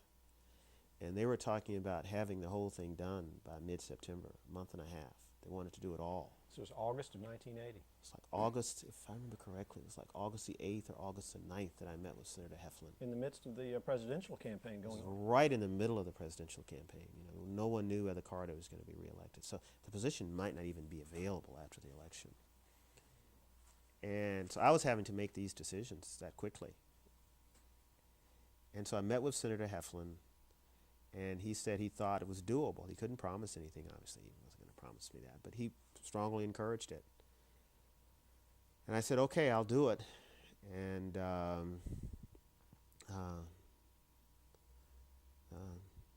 then there was the FBI check, and they literally started the FBI check the day after I agreed. I mean, I was filling out the forms, and they were already going around talking to all my friends within days of when it happened. And I guess once it was done, it sort of took on a life of its own. It wasn't as if then I could say no. And I'm sure that to some degree, I benefited from the unfortunate circumstances that Fred Gray had gone through. I think there was a strong effort not to have that happen again. So in many ways, in fact, not in many ways, essentially in all ways, he greased the path for me. So I just sort of, it just happened. And as soon as I got the paperwork in, my name was sent over to the, as soon as I got the paperwork in, I met with the senator again and talked to his staff, and my name was sent over by the president. And within a month and a half, it was over. And I was, I never, this shows you some of the things, though, about sort of like missing high school. I never got a call from the president. Carter never called me. You're supposed to get a call from the president. But he was out campaigning, and they wanted to do this so fast that I missed out on all of those little perks that come with the process. And, mine was just, I went up for my Senate hearing, which is supposed to be a successful hearing in the sense that you want as few newspaper people there as possible. The less notoriety, the less opposition you get. And so it was, even though it was in the papers, but at the same time it was moving real fast. And I think there were only two senators present. I think there was Senator Heflin and Senator Metzenbaum at the time. And another senator, Stewart, I believe it was, who was the other senator from our state, sort of showed his face, but he was in the middle of an election, and I don't think he wanted to be connected with me too much at the time. That was pretty much it. And there were a few questions. And I had called Charles Black, who I told you was a good friend of mine, in Burke Marshall, and sort of tried to talk to them about advice as to how to prepare for the hearing. And I remember Charles Black, in his usual underspoken, colorful way, said, well, I suppose the biggest problem you're going to have is your age. And I said, yeah. He said, well, you can tell him that Justice Story was 32 when he was appointed to the Supreme Court. So he didn't see why there should be a problem appointing a 33-year-old to the district court, which is actually what I did say. And so you can see now why I called Charles Black. I knew he would have something very nice for me to say. And of course Burke Marshall, and they all wrote letters and sort of advised me. And for the hearing itself, the Senate confirmation hearing, They wanted as few people there as possible, so I assumed that my parents could be there, which they were, and my brother and my wife. And that was almost just about it. And the two senators. I mean, we barely filled up a corner of the room. And but that's the way they wanted it because they didn't want any controversy. And how did the final vote in the Senate? Well, it ended up that because only two senators were present, they didn't have a quorum. Maybe the senators were out campaigning. Plus, they were doing it so fast, so they didn't have time to get everyone there. And the only way I could get out of the committee was I had to be voted out unanimously because they had no quorum. If there was one dissenting vote, I would have hung up. In the meantime, I read in the paper, in fact it was in the local Dothan paper, that the Democrats had been promised 12 judges, and I was 13. And of course then it really looked like I was dead in the water.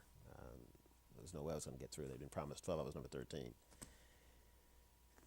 And I can't remember when the other 12 were coming up for their votes on the Senate floor. I think they had already been through the confirmation hearing. By the way, Judge Clement had already been confirmed about 7 or 8 months earlier. And ironically, I get a call from Senator Heflin shortly after getting back to Montgomery from the hearing, after having read in the newspaper that I was number 13, so it was a significant number too. I get this call from Senator Heflin a few days later saying, well, your name's on the floor. You've been voted out of the committee. It was unanimous. I said, I got that. And he says, we're on the floor now, and the vote is being taken. And then he said, be prepared. And then, of course, he calls me back in a few minutes and says, you're a judge. The other 12 were still hanging.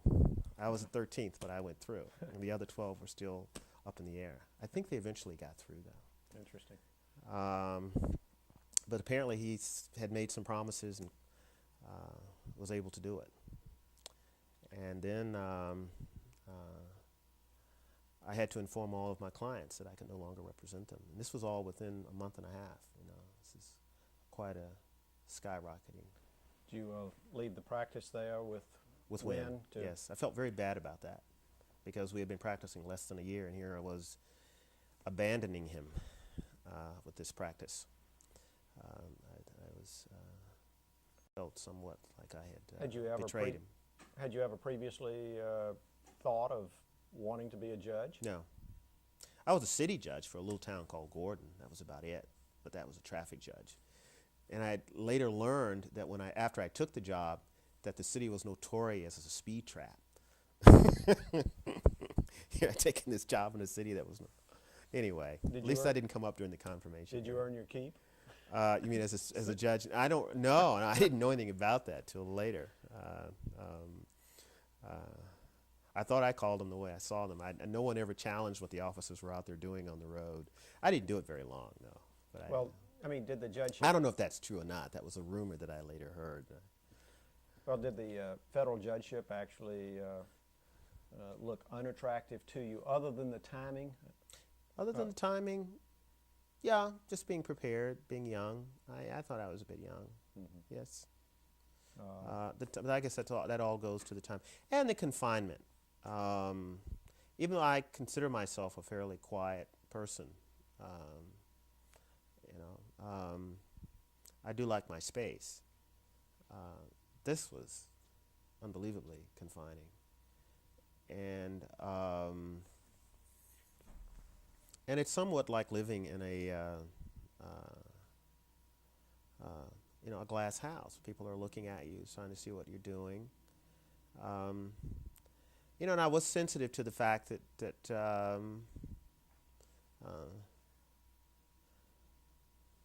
that what other people could do, even other judges could do, I may not be able to do.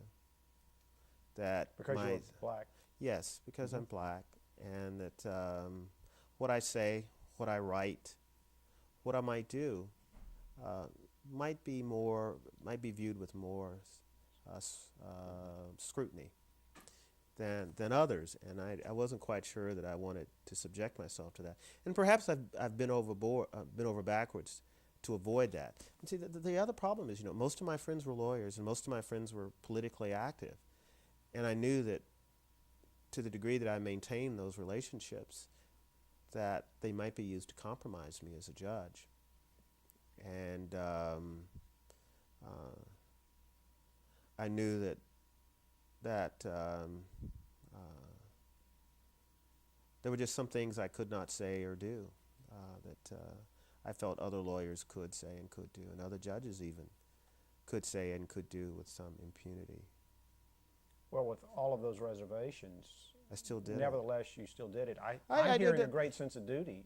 To be honest with you, a significant part of it was a great sense of duty. I mean, it was an honor, but I was never into the real trappings of that. When we travel, my wife and I travel, I don't tell people I'm a judge because I prefer to get to know them as friends. And once you tell someone you're a judge, it sort of sets up a barrier. It sets up a distance between you.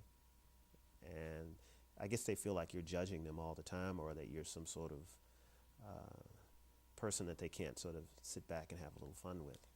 So when we travel, whether we're in New York or just traveling in general, we go to New York a lot, or other areas where people don't necessarily know us, I will tell people that I'm a lawyer because then they'll open up to me more, and I don't think they feel like they're on the spot. We can just be friends. Any reminds me of a movie I saw recently by the Polish director who recently died. It was a French movie. The Blue, the White, and the Red. It's actually 3 movies. The last one, The Red, is about a judge. It's actually the only movie I've ever seen about a judge. And I didn't know it when I saw it. Actually, one of my law clerks had mentioned the 3 movies to me. And I found it so unusual. And then in the movie, the judge says, while talking to this woman whom he's befriended, why did he retire from being a judge? And he didn't use these words, but he basically says, judging is really quite an arrogant job. I mean, you do set yourself up as sort of judge of other people. And he says, but with the arrogance, it sets you up, it sets you apart too. You can't quite get close to people because of that. And it may be a two-way problem. People may view you that way. And to some degree, it may even seep into your own relationships with other people and how you view people. And he then says to the woman, I bet you don't know many judges, do you? And she said, no. She says, we were just like anybody else. And she says, no, I guess I haven't ever known a judge. And then I think the concept of even being a friend with one seemed a little bit unusual. It was almost like a rare species. And this judge was a very imperfect judge. I think we get into judges who are imperfect in the sense of maybe having done criminal acts, but imperfect in the sense of just being human, of suffering from the same sort of human foibles that other people have. feet of clay? Feet of clay, in all ways. It was an interesting movie about a judge. And then the concept of countering that with the notion of just how the job requires it to some degree you be so arrogant. Which gets back to the whole idea of why we're doing this, to be honest with you. I feel somewhat uncomfortable. This sort of plays into that arrogance. This interview? This interview does, yes. I mean, why not a doctor? Why not a lawyer? Why not an architect? I mean, my life is no more interesting than anyone else's, other than the fact that of the job I do. But on a personal level, I'm no different from anyone else. And yet, there is an arrogance imposed on you in a way, and I think to some degree that we actually exercise, that I find somewhat a little bit uncomfortable. And that's what I find difficult about the job, and that's why even before I took it, I was aware of that aspect of it. Well, it's a principal leadership role in one of the 3 branches of government. But it's a And- very confining role, unlike a legislator whom I think we expect to have their feet made of clay, or even in the executive branch, to some degree even. I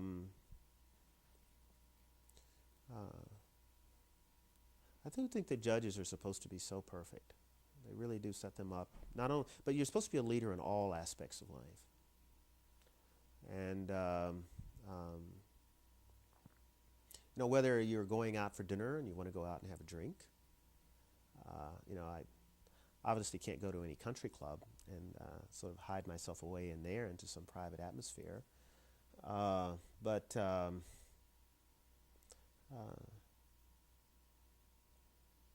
people do expect you to behave in a certain way all the time in a small community like this one. Do you think that, I think the judiciary to some extent continues to encourage that. Oh, I'm sure it that does. And I'm not all- actually saying that it's bad. Sure. I'm Do just saying that it's real. It is real, and assuming that, do you think it's necessary for judicial functioning? Probably. Yes, probably. I haven't thought about it as a necessity. I've just thought about it as a reality.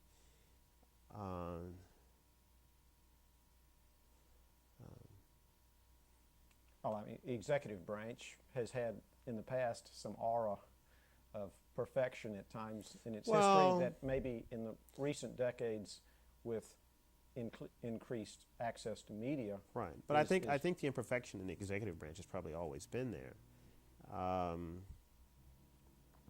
And perhaps even to some degree, even among judges, it was somewhat hidden, the imperfection. But I guess it's the question of not only being imperfect, it's the total requirement of impartiality by appearance. Not in fact, but even by appearance, that is so completely demanding. In the executive branch, at least you can take sides on issues, just publicly. Here, it's a presumption is that you cannot. Well, that's a considerable personal sacrifice. Yeah, it is. Do you think it also impacts your family? Without question, it does. It impacts your whole family, your children, your wife, what she can and cannot do, what your children can and cannot do. And it impacts on the sense of wanting to have a normal family, whatever normal means, but you try to approach it as much as possible. Any reflections on the confirmation process, not just your own, but now looking back and how you've seen that perhaps evolve over the last 20 years? I think that the process has become so politicized and so scrutinizing that a lot of good people, whom I think would make exquisite judges, I think what it does is encourages people who have a lackluster background. And in a real sense, a person who has a controversial background, who takes stands, who actually does seek to make a contribution to the community in many ways, not just through giving, but who actually does publicly, is not encouraged to, and in fact is discouraged from doing that because of that past. To some degree, one of the reasons I was able to get through so easily is I had no history. And those people who had the history couldn't afford to be subjected to that scrutiny. And that's great. That's insane. That's wrong. And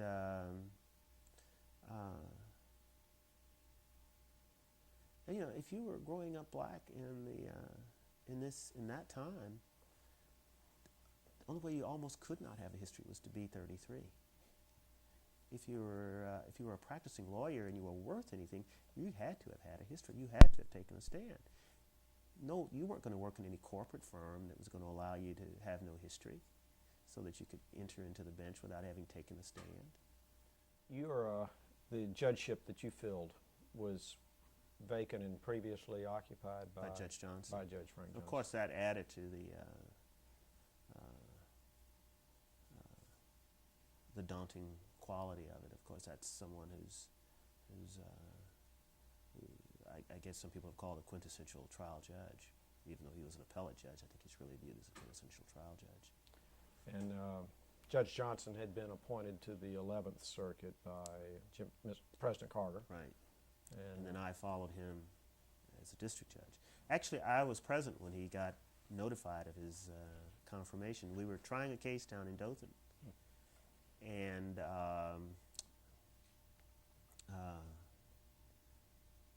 he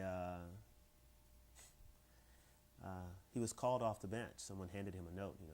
You don't disturb Judge Johnson very often when he's on the bench. And it was a call from Senator Kennedy telling him that he had I think he had just been confirmed by the Senate. And he'd gotten a recess court to go accept this call. And of course, we were lawyers in court, and word had filtered down to us that the call had come through. But at that time, I had no idea of the significant impact it would have on my life. while the subject is there, a reflection or two on Judge Johnson, both from a trial lawyer and as successor in district court. How did you find him as a trial judge? You had cases before him? Yes, I had many cases before him. Actually, this is really true. After he was confirmed and he was to be sworn in, I had something like 5 cases pending before him, and they had just been filed.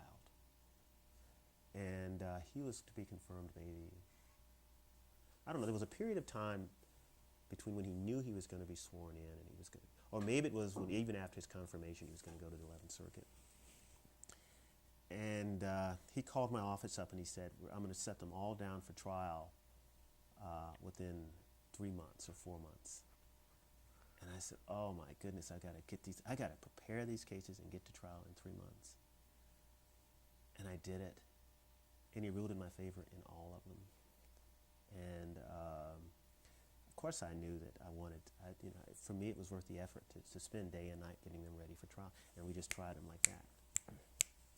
And he did that for me. I considered as having done that for me. That was actually, I considered that rather than leaving it to another judge on the bench or whoever might have replaced me, or to the other judges in the court, he did that. And I actually consider that an honor, that he was kind enough to he only did that in those cases too. I had some other cases, they were all civil rights cases. And he tried them all.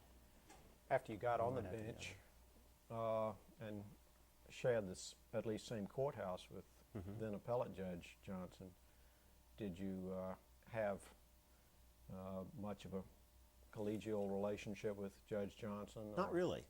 There was so much difference in age. I was very young. I did not consider him a very warm person. In other words, he's not something that somebody I would just go to lunch with on a regular basis. And not easily approachable. But that didn't bother me. I mean, I was a rather reserved and quiet person myself. But at the same time, when we did talk, we talked about serious matters. I sat on a few cases with him. And I remember one of my first decisions was in the deadly force, use of deadly force, very early. And it was against the Montgomery. No, the first one was Ayler. It was against the Department of Corrections. A prisoner who had escaped was shot. And I found that the use of deadly force without some evidence of physical or threat or harm was unconstitutional. And well, it ends up that I wrote that, and it was and so forth, and it was criticized very much for that. And I even remember some lawyers meeting me later in Dothan and said that I developed that out of whole cloth, and that people really were quite upfront about how much they disliked the opinion. Some of them to my face. I never said anything, and a lot of things were written. But it came back, the issue ironically came back to me again in another case, Pruitt. And this time, however, it went to trial and a jury found for the plaintiff. I also, in that case, granted summary judgment for the plaintiff, which was, I guess, unheard of. It went up on appeal,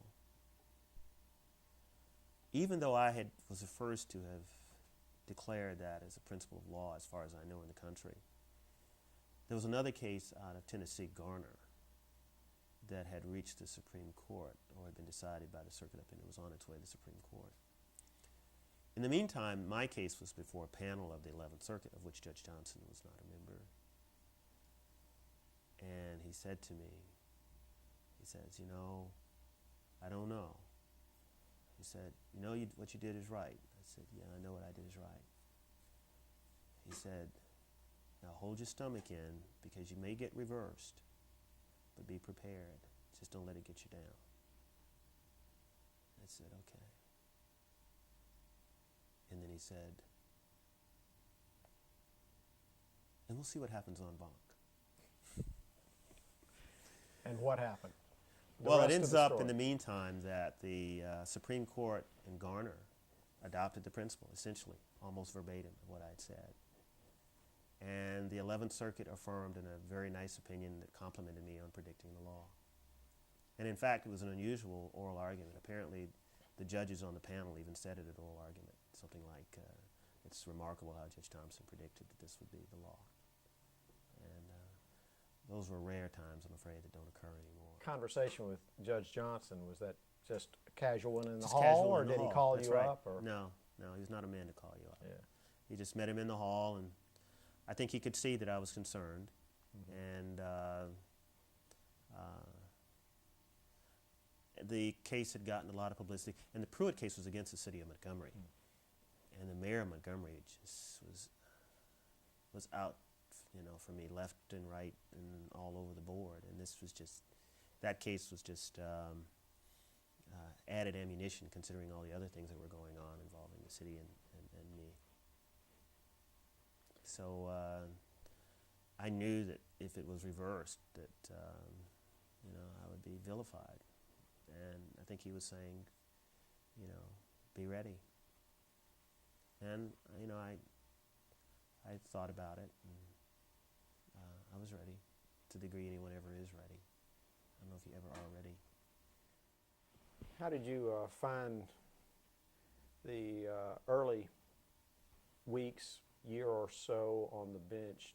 Was that a big adjustment, and what eased it? Well, actually, I had to move in to the job. I moved from Dothan. It was a big adjustment.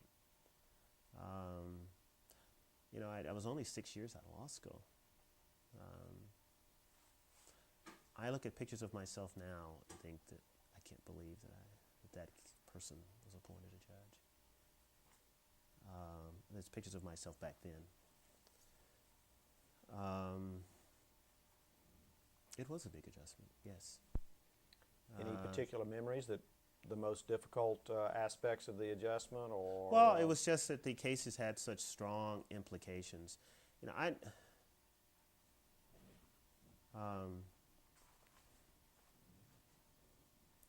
I take very seriously the notion that what you do impacts other people. I mean, and that cuts both ways. To some degree, it's easy to maintain the status quo. It's harder to change the status quo.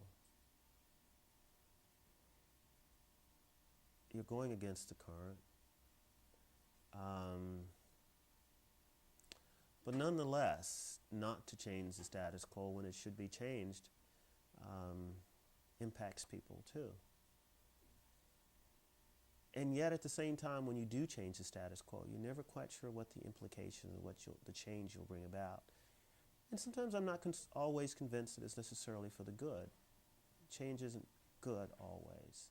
Was there, in terms of the early years and sort of getting up to speed or whatever it took to... well, I knew the law. Sure. And I liked the law. I liked reading it. And I liked all kinds of reading aspects of the law. I think it was mainly just the... that weight? The weight of what you could do or what you could not do. Gravitas. Yes. Something. But even the absence of doing it, even the maintaining status is a weighty item, which I think talking to some judges or talking to people, I don't think they realize. And I think to some degree the momentum is in the direction of not changing. And I actually have no problem with that. because I think to some degree the law is a conservative force, and it should be. But that doesn't detract from the thought process that one goes through in making one's decisions. Do you think it is easy to fall into a less weighty assessment of the burdens? I think so. And just Well, let's make a decision, and I don't mean cut a deal, but well, you can always settle cases, but also if you, to some degree, if you deny relief, that gets rid of the case. If you grant relief, you're talking about living with the case for years. And, I don't know how often that plays into the judicial process, but I'm pretty convinced that it does. Now, it can play into it several ways. I mean, it can play into it in the sense of a judge who can go through a whole judicial career and virtually never do anything. And that's true. I mean, you can literally sit on the bench and do almost nothing. Or you can sit on the bench and you can make some conscientious effort to seek out and do what you perceive. Now, I'm not talking about judicial activism necessarily. I'm just talking about in your everyday cases of making sure they're done right. And that requires a lot of work. And, whether you're dealing with civil rights or whether you're dealing with an antitrust case or whether you're dealing with a case involving a guardianship. Judge, if we might, I would like to start a discussion of some of the more significant cases that you've ruled on. I'm not sure how to address this, but let's try by general subject. In mental health area, I believe you inherited from Judge Johnson the Wyatt litigation. Yes. And had a great deal of time. What are your particular reflections on that area of law and that particular case? Speaking sort of generically, I think Wyatt, as an institutional case, represents probably one of the most difficult issues facing modern day courts. That is, what do you do when suddenly a court is confronted not with a case but with an institution? First of all, you begin with the premise that any institution was not put under the authority of the court, it was put under the authority of the executive branch of government. And while people like to say that, certain judges run certain institutions, that's not really true. By its very nature that it's an institution, an executive institution, it should be under the executive branch. So you have this sort of intersection of an alleged violation of a right that a court has to address, not as some sort of specific violation, but a system-wide violation, and this notion that these institutions are best run by executive officers. How does a court then come up with some solution to that problem? Obviously, I think that the court should show strong deference to the institution itself and to its own operation and how it is best operated. Ideally, I think the role of the court should be to coax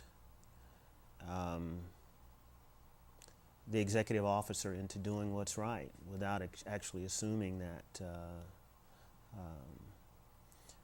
responsibility of determining, other than in sort of a broad notion, what is right. Because if you micromanage, then you're essentially taking over the responsibility of the executive officer. But at the same time, you can't abdicate the responsibility the court has to make sure that certain rights are vindicated and remedied, or the violations are remedied. So Wyatt is sort of, I think, a prime example of that. There have been many articles written about Wyatt and all the good that the court order brought about. I'm not sure if that's just not chapter one of a scheme as to whether this is the best way to do that.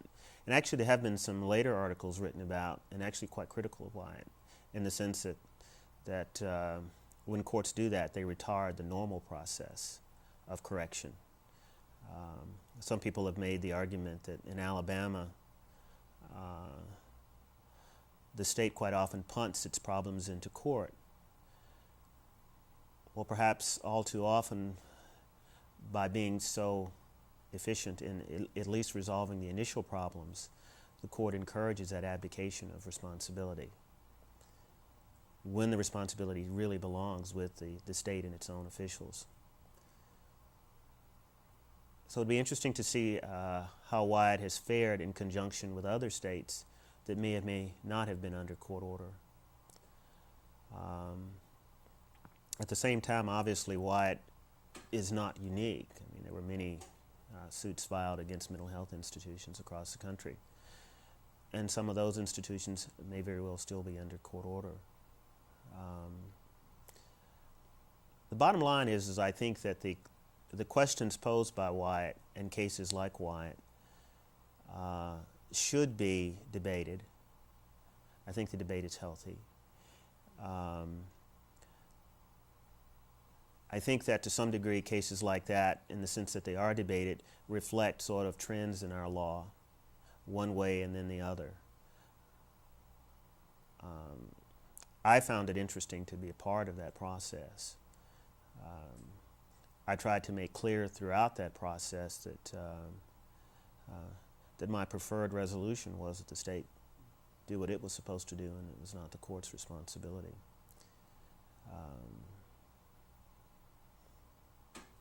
I remember Judge Reeves quite often would comment that he looked forward to the day when the state of Alabama would take on the mantle of his own responsibility to enforce constitutional rights and not turn towards the courts. I think that is a dream that every judge should have before ever stepping in to any institutional litigation. I guess in the period of time that we're generally talking about, Governor Wallace, rather symbolizes the executive branch of the state of Alabama. And he certainly used the federal judiciary as a political whipping boy for. I'm not sure Wyatt represents that. I think Wyatt was not where the executive officer was seeking to retard the enforcement of rights. I think Wyatt may have represented more a negligence and a failure to attend completely, rather than just a conscious effort to prevent certain things from happening. When I think of Wallace, and actually I'm trying to remember now whether during the Wyatt litigation Wallace was governor. I think he was, but I'm not sure that he was governor necessarily during an extended part of that litigation.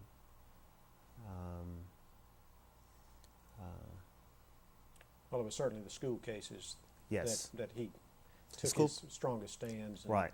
Now the school cases to me represent sort of a different issue in the sense of the relationship between the courts and the executive branch. I think they represent more of a conscious effort to keep things from happening. Unlike Wyatt, which is an institutional case, which may, to the extent that there were violations, may represent more of just an abdication of responsibility altogether. That is when Wyatt was initially filed.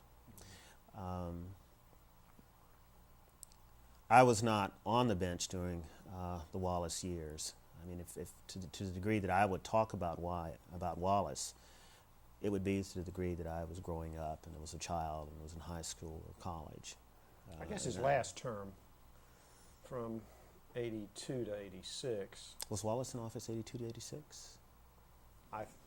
That's my memory. James. Then I was on the bench then. James was 78 to 82, I think. Okay, Wallace then, came back for one last term. You know, and now that you've And then 86, right, Guy Hunt was elected Right. for about 2 terms. I'm wrong then. You're right. That's But that right. was brief.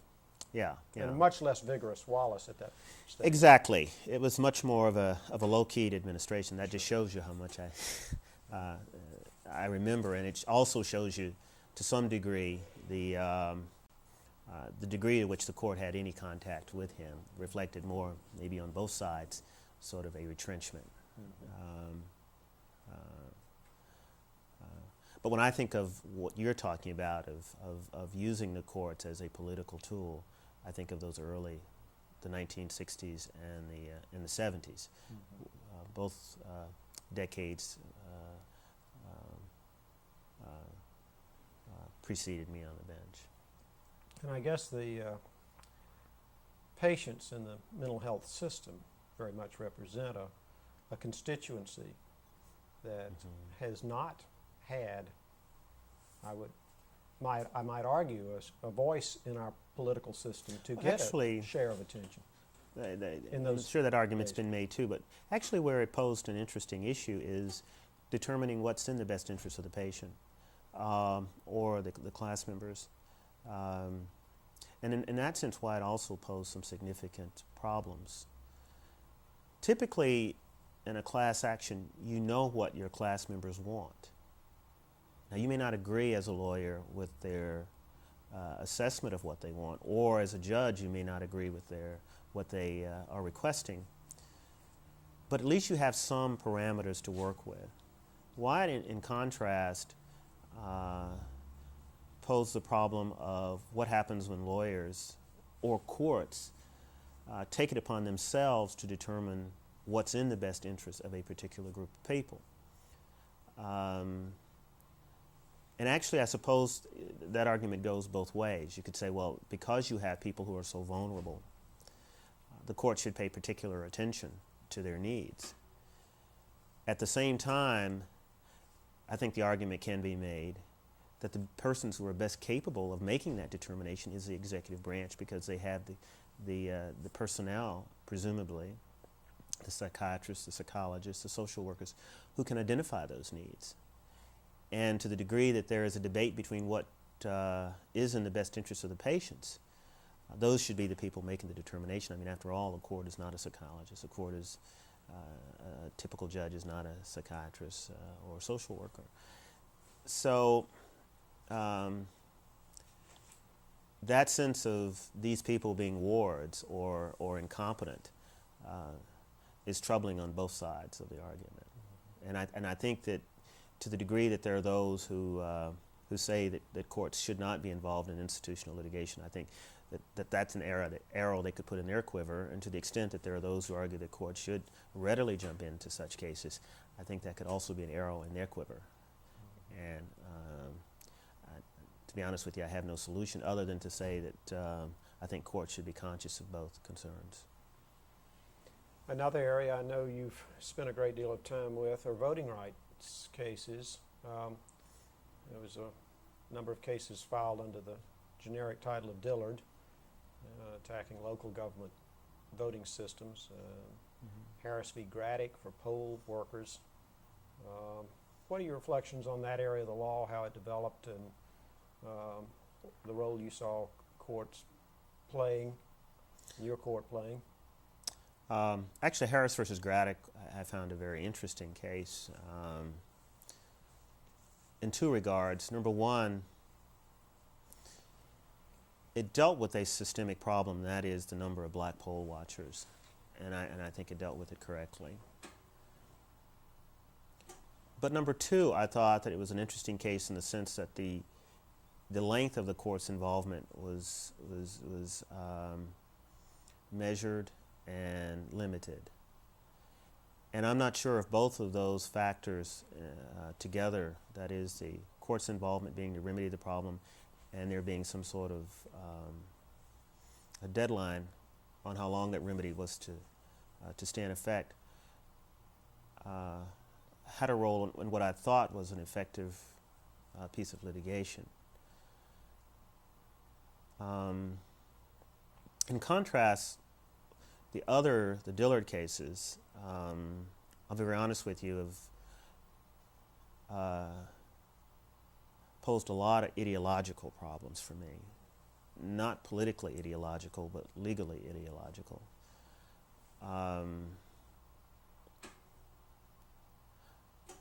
Obviously, how a government shapes its political boundaries is just that, political.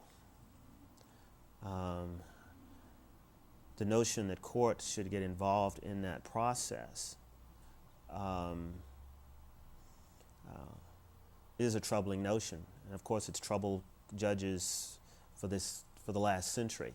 We're in the year 2000, but it clearly troubled judges when it came to one person, one vote, and then obviously it troubled judges with the advent of the Voting Rights Act.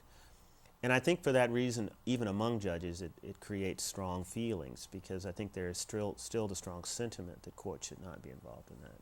And then yet at the same time, when it's clear that certain rights have been violated, I think the positions on the other side are equally as strong, that somebody has to remedy the problem.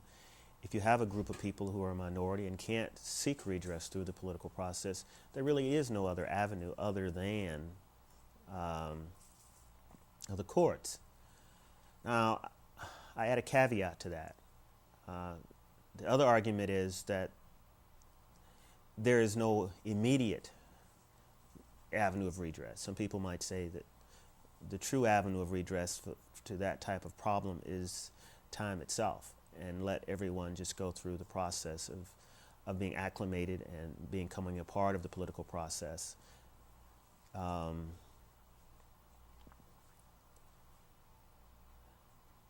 But the voting rights cases in that sense have posed a problem.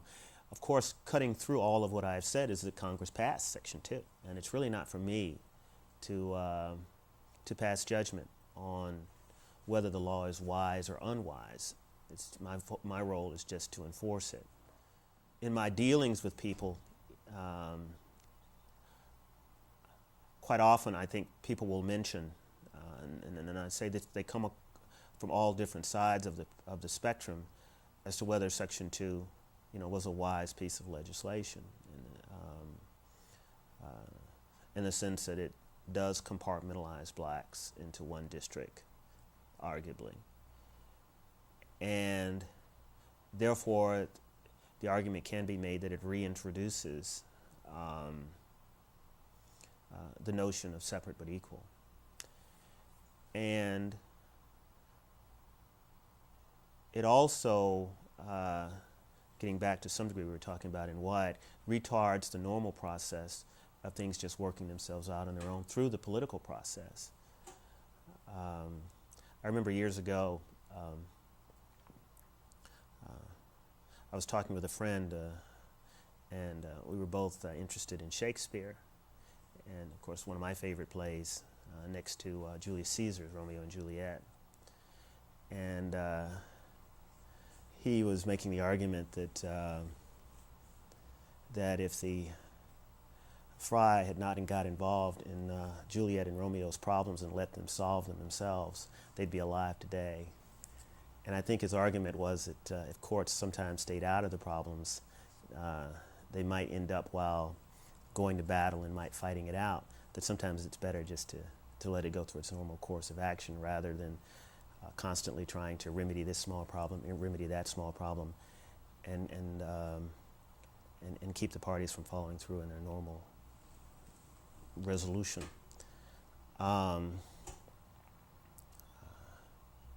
I guess to some degree he viewed the Friar as sort of an activist judge.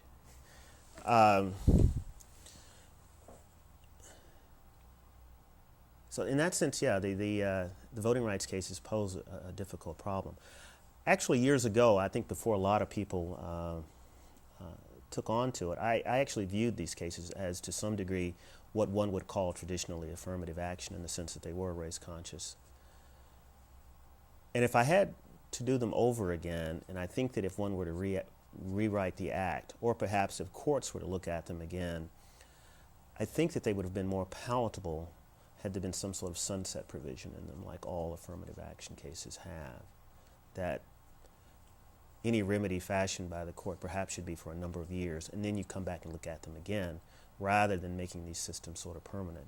Because anytime you have something where I think you separate blacks into a separate group, as arguably Section 2 does, I think there probably should be a way for undoing that in the future too. Well, is that not principally a judicial creation in terms of district elections? You have been able to approve through some consent Yes. agreements alternative voting systems that do not create these segregated, Right. if we use the term segregated districts. So the judiciary really has, in a way, tied its own hands, perhaps properly so.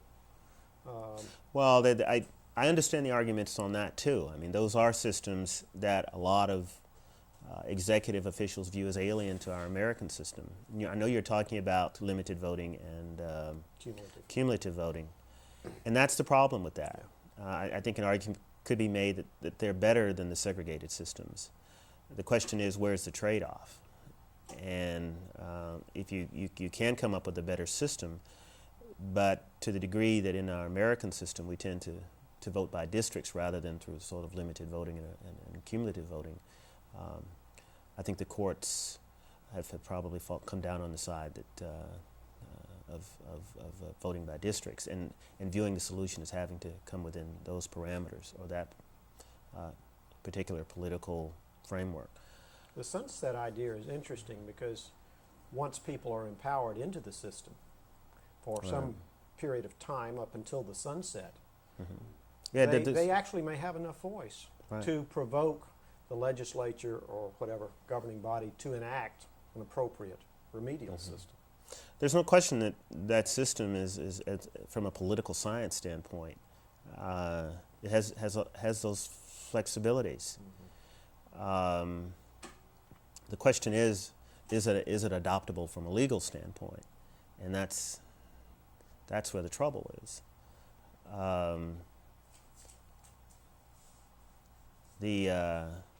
Getting back to the Dillard cases. Another problem is, from a political point of view, is this really in the best interests of the community to have these divisions? Even though you might end up electing a black official, I guess the question is at what cost? And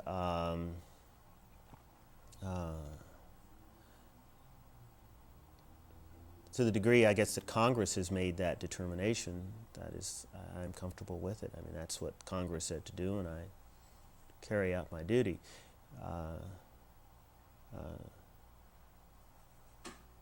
But to the degree that whether I think it's a wise piece of legislation or not, I guess it's really not something for me to be concerned about, other than just sort of from an ideological, political perspective as a private citizen. In the move on to the area of employment rights, where you've had a number of cases, many of them involving either local government, I know in particular the city of Montgomery, and some aspects of state government. I don't recall, and I'm not familiar with specific private employment arrangements or litigation that you've dealt with, but how would you contrast or compare the employment litigation with either of these other areas?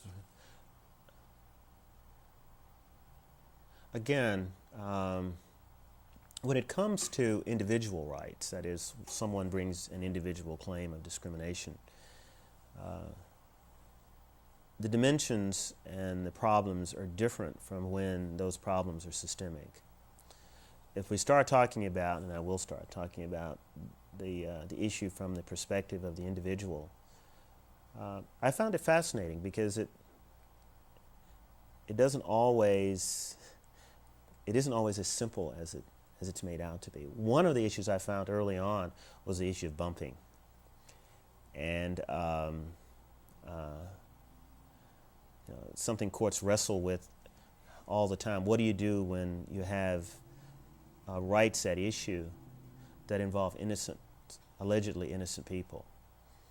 Someone who's been put into a position without knowing that the employer may have discriminatorily denied someone else the position for an illegal reason. I remember seeing that early on, and that was very, very difficult. And I'm not sure you can come up with any one principle to resolve that. Or there's the question quite often in these individual cases as to whether the person should go back into the position that he or she wants, or whether the person should be put in the position that he or she wants. These positions carry with them responsibilities, they carry with them relationships, and to order that someone be placed in a position, I think puts the person in that position with significant handicaps. There's the question as to whether or not they really earn the position. There's the question as to once they're in the position, can they work with the people who may have opposed their initial request for the position. You know, I guess putting myself in that place, you know, would I want to go into a position that I had sued for, knowing perhaps that the people that I am going to work with may not actually have wanted me there. But sort of, you know, you get back again to when courts redress these problems and they order that certain things be done. Courts work with, you know, to some degree we work with sledgehammers. You know, we don't work with fine-tuned surgeon's tools, and we can't make people like each other. And even on an individual level, the problems that confronted the courts in the school desegregation cases when you were forcing blacks and whites to go together, to school together, you know, just how really an effective tool was that. And then you look around you and you see that for whatever reasons, many of these schools are completely resegregated again. What's your assessment on the school desegregation effort? Difficult. Very, very difficult. Ideally, I think if we had the resources and money to build good schools for everyone, that would be best, without regard to race or anything else. Failure of leadership on the part of the local school systems to effectively deal with the issues of integration? Probably a failure of leadership on the part of everyone.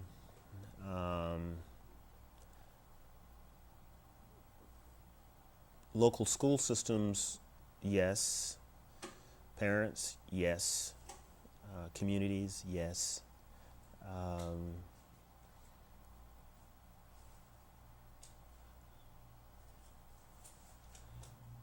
If you bring kids into a school and you don't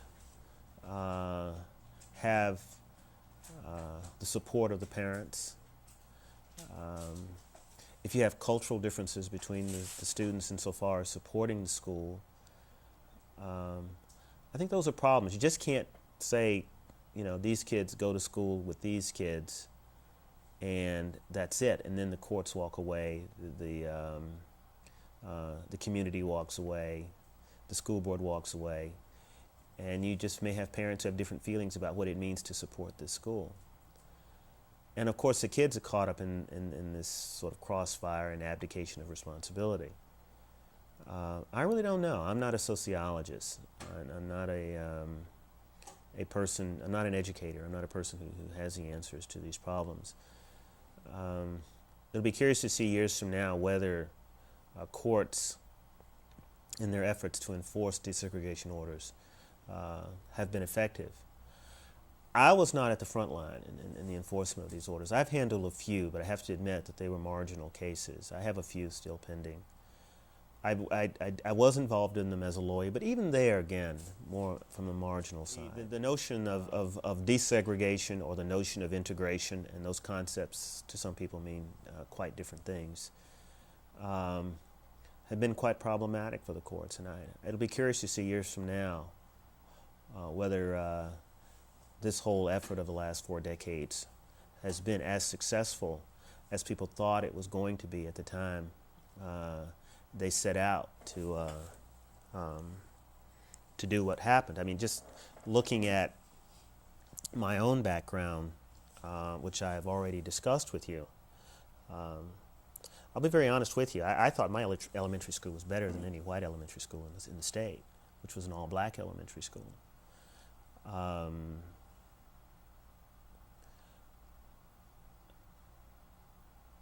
One of the results, to some degree, of desegregation was the eventual closing of that school. And in fact, I think I have no personal knowledge, but pretty reliable knowledge that was one of the effects of it. It was a decentralization and a dispersion. And here was a very, very, very good black school. And essentially, with the sort of the notion of making everything equal, that school was eventually closed.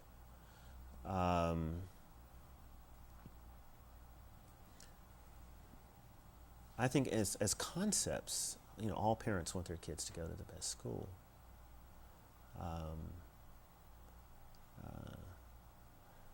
The notion that integration in and of itself is good is probably a flawed concept. I don't think I buy that. But I guess I buy it in the sense that I buy, to some degree, the voting rights integration. It's just a prophylactic measure to achieve an end because you don't have anything else better. But ideally, I would not like to talk about integrating schools. I mean, the notion that you have to identify a person's race, or that black kids are better off going to school with white kids, or white kids are better off going to school with black kids, is a troubling notion. In fact, I really don't like to hear it. I just think kids are better off going to the best school.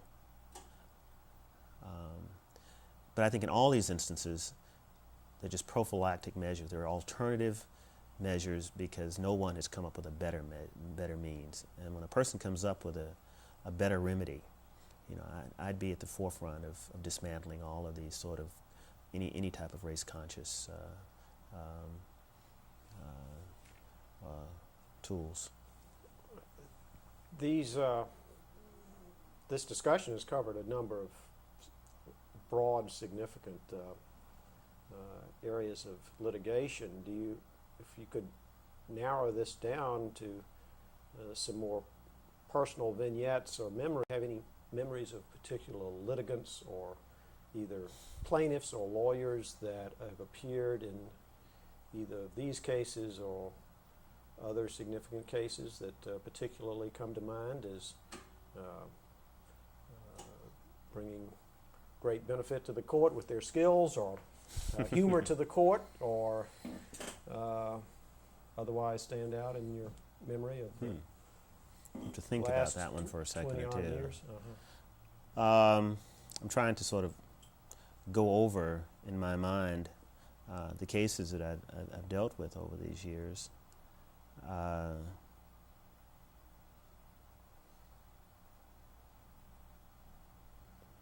Obviously, having a good lawyer in court is a real treasure for a judge. It makes his or her job so very much easier. Do you need two good lawyers? Yes, without question.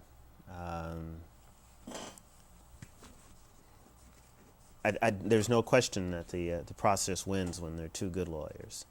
Of course, it's worse when both sides are poorly represented, and of course, I guess it's a question as to whether there's fairness when one side is inadequately represented, because the side that isn't inadequately represented may not get a fair shake in court unless the judge is willing to make sure that playing field is leveled. I remember years ago when I was in law school talking about when you have two good lawyers. Charles Black, who was a professor at Yale Law School, used to say that his worst nightmare was when he would go before the U.S. Supreme Court and the other side would be represented by a lawyer who was poorly articulating his argument over a very, very difficult and perhaps sometimes even close issue. Because he said that sometimes in these instances where the issue was very close, the judges knew it was close, the lawyers knew it was close, the judges would quite often try to articulate it for the lawyer, and Professor Black was always concerned that in that process of articulation, the judges might decide they liked the argument, and would start sort of trying to think of reasons why it was such a great argument, especially if they perceived it as an argument that he or she had come up with, or they had come up with themselves. I don't necessarily think that's always true, though, but he said he always felt uncomfortable in that situation. As a judge, can you imagine that happening? I think sometimes when judges go back and you're trying to weigh arguments and things, you do, to some degree, come up with arguments that the lawyers did not come up with. I'm very conscious of that, and when I do that, I actually consciously try to then let the lawyers know what I'm thinking if it's not already been articulated, and invite them to comment on it. Even if the decision is written, I will say, if you have some arguments you want me to revisit this, I'll welcome that revisiting.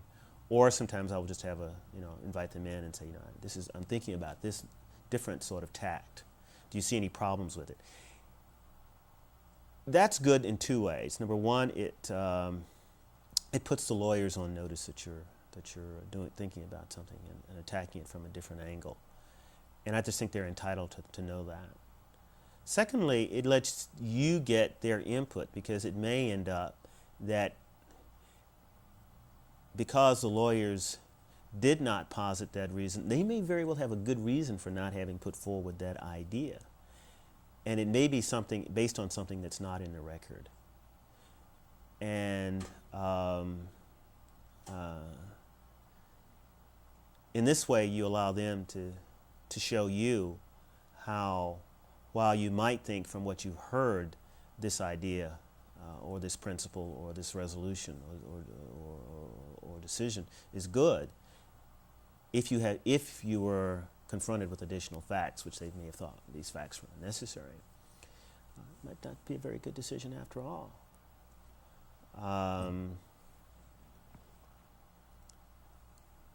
So when judges go back and they sort of come up with these as sort of afterthoughts and so forth, you have to be very, very careful as to when you do that and under what circumstances you do it. Do you feel that you're working with blinders on, not knowing how much the lawyers have filtered arguments and facts that are presented? Yes. And I think it's a very risky thing to do, especially if it's just that they've overlooked a principle of law, that's one thing. But when you really are coming with just a new tack on how to come at the problem, I think it's a very risky thing to do. We've covered a number of broad areas that involve a great deal of legal and, if you will, social terrain over the last several decades. But just in terms of legal precedent, is there an opinion or two or so that stick out in your mind that you feel were the most significant legal precedent that you had to address in terms of setting new legal standards or? Getting back to, I guess, into the area of employment. One of the cases, I guess, is the Paradise case involving the state troopers. Even though, in a very interesting way, that case stands for the proposition of affirmative action where I ordered, one-for-one promotions, which is different from one-for-one hirings.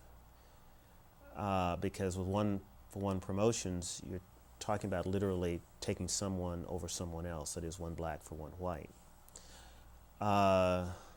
Whereas hiring, the impact is more diffuse.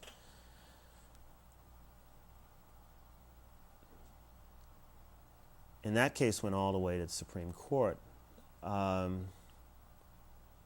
think it's so often overlooked that I ordered that one time, and if I can't now remember whether it was 10 people or maybe 12 or 13. But nonetheless, it was a very limited application of a remedy, even though it took a case that went that far, and even though it's cited so often. The true remedial aspect of it was a one-time event involving maybe 10 people, Maybe if you double it, saying 1 for 1, maybe 20 people out of thousands and thousands of people, or hundreds and hundreds, I should say, I don't want to exaggerate, who may have been affected by the opinion ultimately. So I think sometimes people don't realize just how narrow the true impact of the actual case was when we talk about precedent.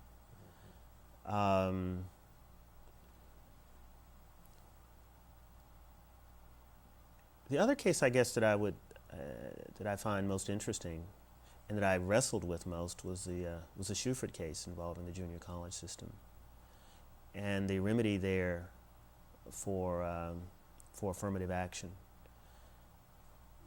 and the notion of looking for remedies that, while expanding the avenues of people, whether based on sex or race, in that case involved both sex and race discrimination, you ultimately still try to come up with a scheme that is race neutral or sex neutral. In that case, the solution was to try to expand the pool more, and thereby increase the opportunities for blacks and whites to compete, but still try to make sure that the ultimate decision is a decision that is not based on race or sex.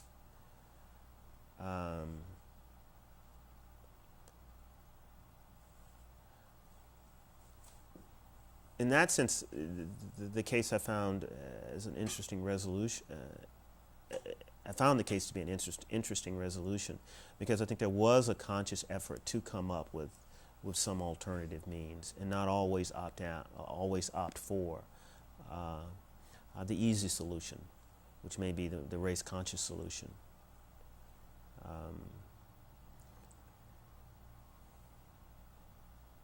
And I guess to some degree that case has been cited by a number of appeals courts for that principle. And I'm still working with it to sort of expand on it. That in dealing with many of these problems,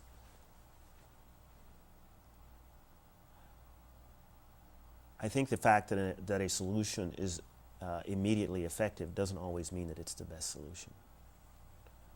That a solution that is, especially when it comes to the area of remedies and race and so forth, that a solution that's more diffuse and even takes a bit more time may in the long run be a better solution, or a solution that requires a much more complex scheme may be a better solution than just saying, well, we'll just put one black and one white here and walk away. You deal with an issue of the complexity that you've just described in Shuford or similar cases.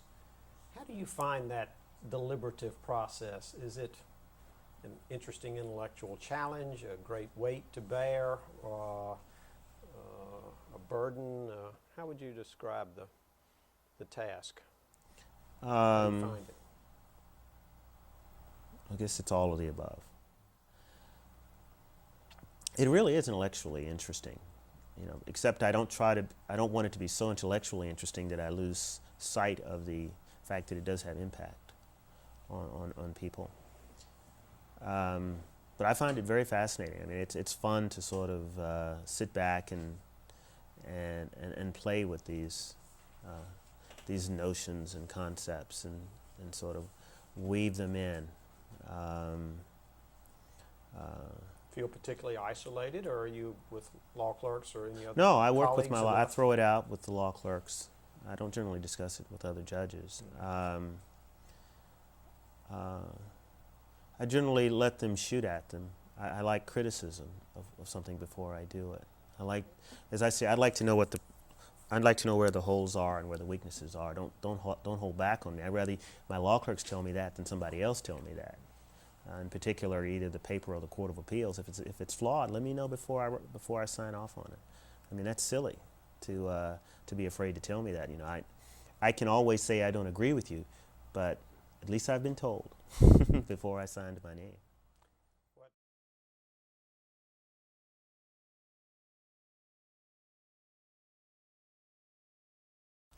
What opinions or decisions do you recall being the most controversial and provoking the most outrage, public outrage in your time? Anything in particular? Quite a number, I guess. Well, getting back to the Ayler and the Pruitt opinions involving the use of deadly force, I was attacked pretty strongly for that. And that was a hard opinion because I really did have to come up with what I thought was a fair reading of the law, and I wasn't sure as to whether my reading was correct. And then to add to that was a notion that it was occurring within an environment that was pretty heated. The other opinions that I guess it would have engendered such strong feeling, well, the Trooper case actually did too. That was a pretty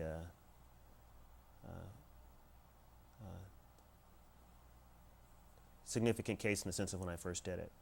And not many courts had actually ordered that type of one-for-one before.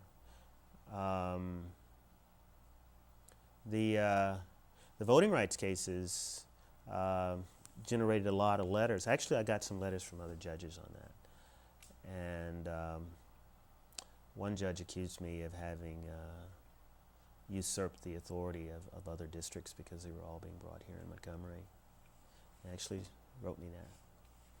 And then there were some editorials in North Alabama that one judge sent me where someone said that the blood of somebody was on my robe and so forth because of some Dillard case I had signed off on.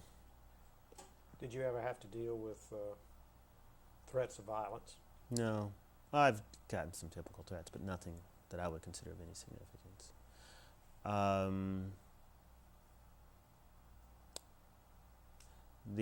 Some of the employment cases locally obviously generated a lot of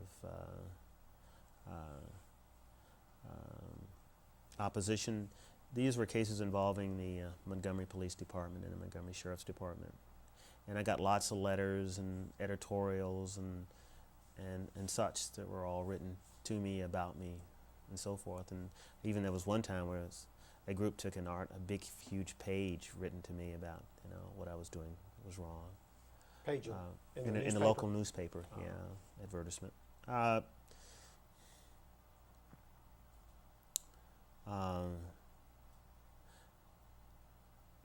And those cases are difficult because obviously, number one, I'm not a police officer. I know nothing about police work. And yet I'm trying to do the best I can to resolve these employment cases involving race and sex discrimination, even though I would say that the most difficult part of those cases was from the sex perspective, that women being involved in the police department, I think, generated a lot of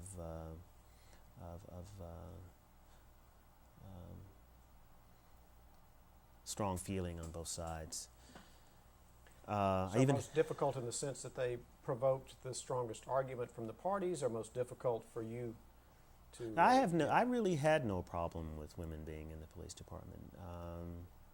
I actually had even one judge told me that when I was resolving these cases, well, if you were a policeman, would you want a male or a female down with you in the ditch if somebody's coming at you? I mean, this is another judge who told me that. So I was getting it from all sides. I don't talk much. I never really voiced these things before, but no, I never really. I felt fairly comfortable in the sense of the rights and how well they had been articulated, and I knew what I was doing was right. I guess it really came more to when, in fact, was a police officer being discriminated against because of her sex, and when, in fact, she was incompetent. And the problem with the court is that if you are confronted with an initial finding of sex discrimination, and quite often it will just be obvious to you, that can't be used used as a shield for the incompetent. And you have to be, while you want to vigorously seek out and make sure that a person is not discriminated against because of sex. You still have to be sure that when in fact a person is not entitled to a position and should not receive that position, that he or she doesn't. And that's part of the difficulty with some of those cases. Those cases also involve First Amendment rights. Were there other cases, Judge, that are issues that you recall provoking a particular public comment? I guess some of the more recent cases, in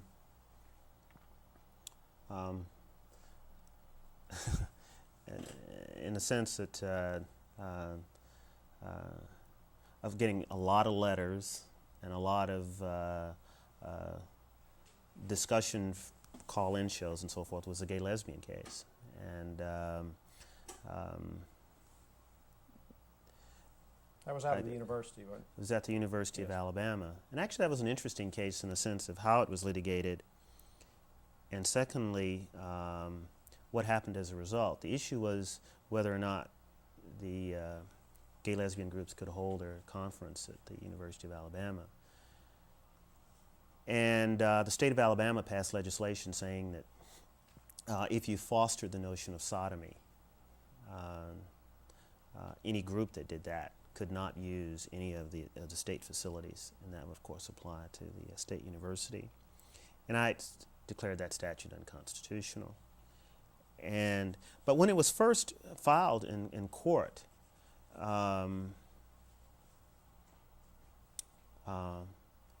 the organization, the gay lesbian group, I think it was out of Mobile, and it may have been at the university, I can't remember now, put it forward as basically sort of a gay rights case. After looking at it, and this sort of gives you an idea of what we were talking about earlier about when judges think about things, I saw it more as a First Amendment case. And at the argument on it, I was basically putting forward that myself, and I eventually asked the lawyers later to brief that issue, especially after the Supreme Court had come out with what was called the Rosenberger decision about the group at the University of Virginia that was a religious group that wanted to use the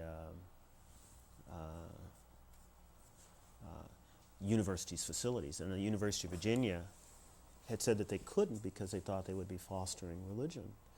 And the Supreme Court said no, that religious groups have right to access to public forums just like anybody else, as long as you're neutral about the matter.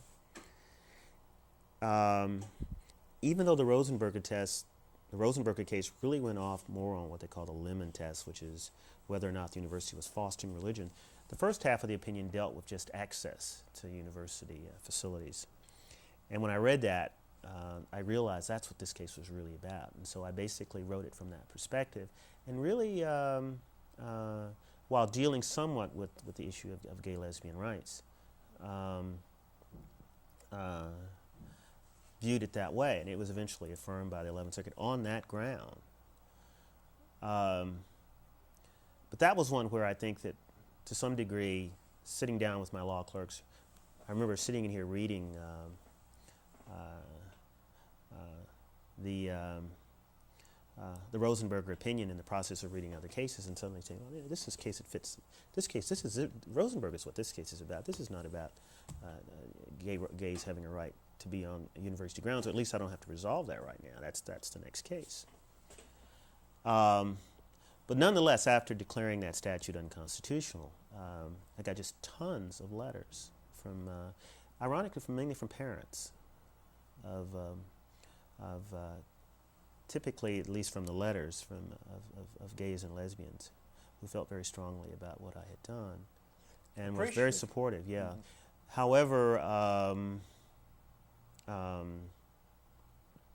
I also got quite a number, at least I watched a number of TV programs, call-in shows, and those responses were quite to the opposite. And some people were saying that as a result of what I had done,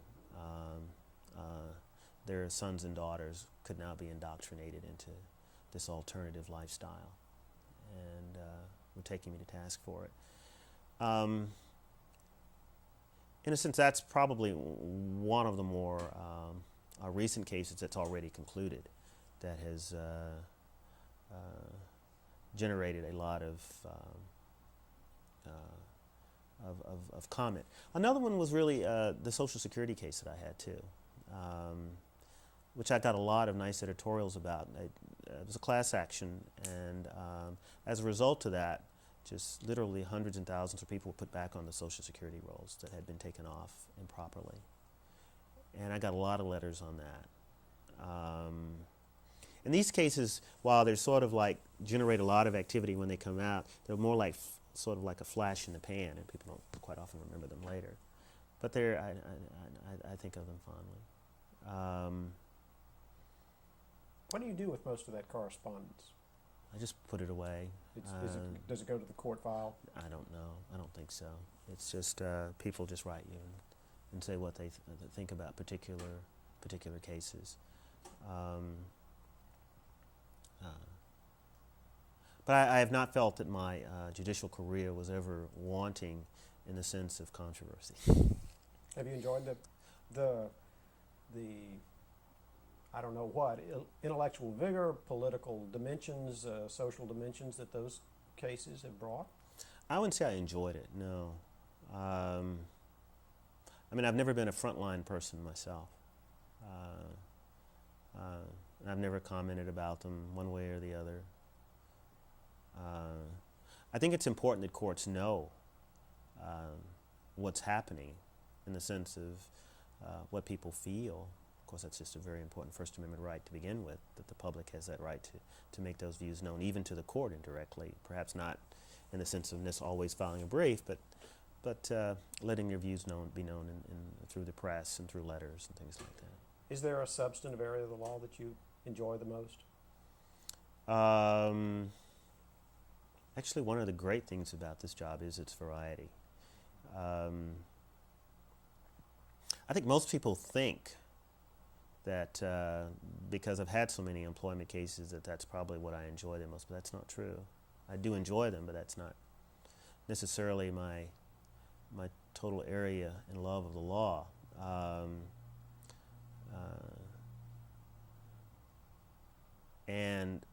Or even some of the voting rights cases, I've just sort of had those mainly forced on me to some degree. I mean, I didn't choose those as an intellectual challenge. Judges react, mainly. If I were to choose a particular area that I really liked, you don't have to. I know that. I guess I just have to say that it's moving from one to the other that provides the most interest. I've handled several antitrust cases and I have really liked them. I enjoy them because they're just intellectually challenging. What about the criminal area? How do you find that? Very troubling on many scores, on many levels. I actually enjoy trying a criminal case, but the notion that you have such an immediate impact on another person's life is just daunting.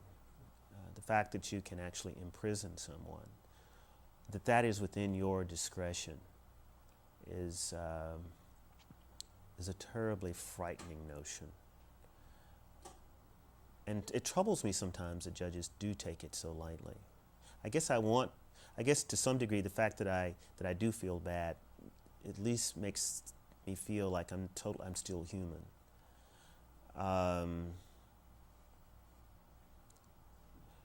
Aside from that, and actually when I say that in the criminal context,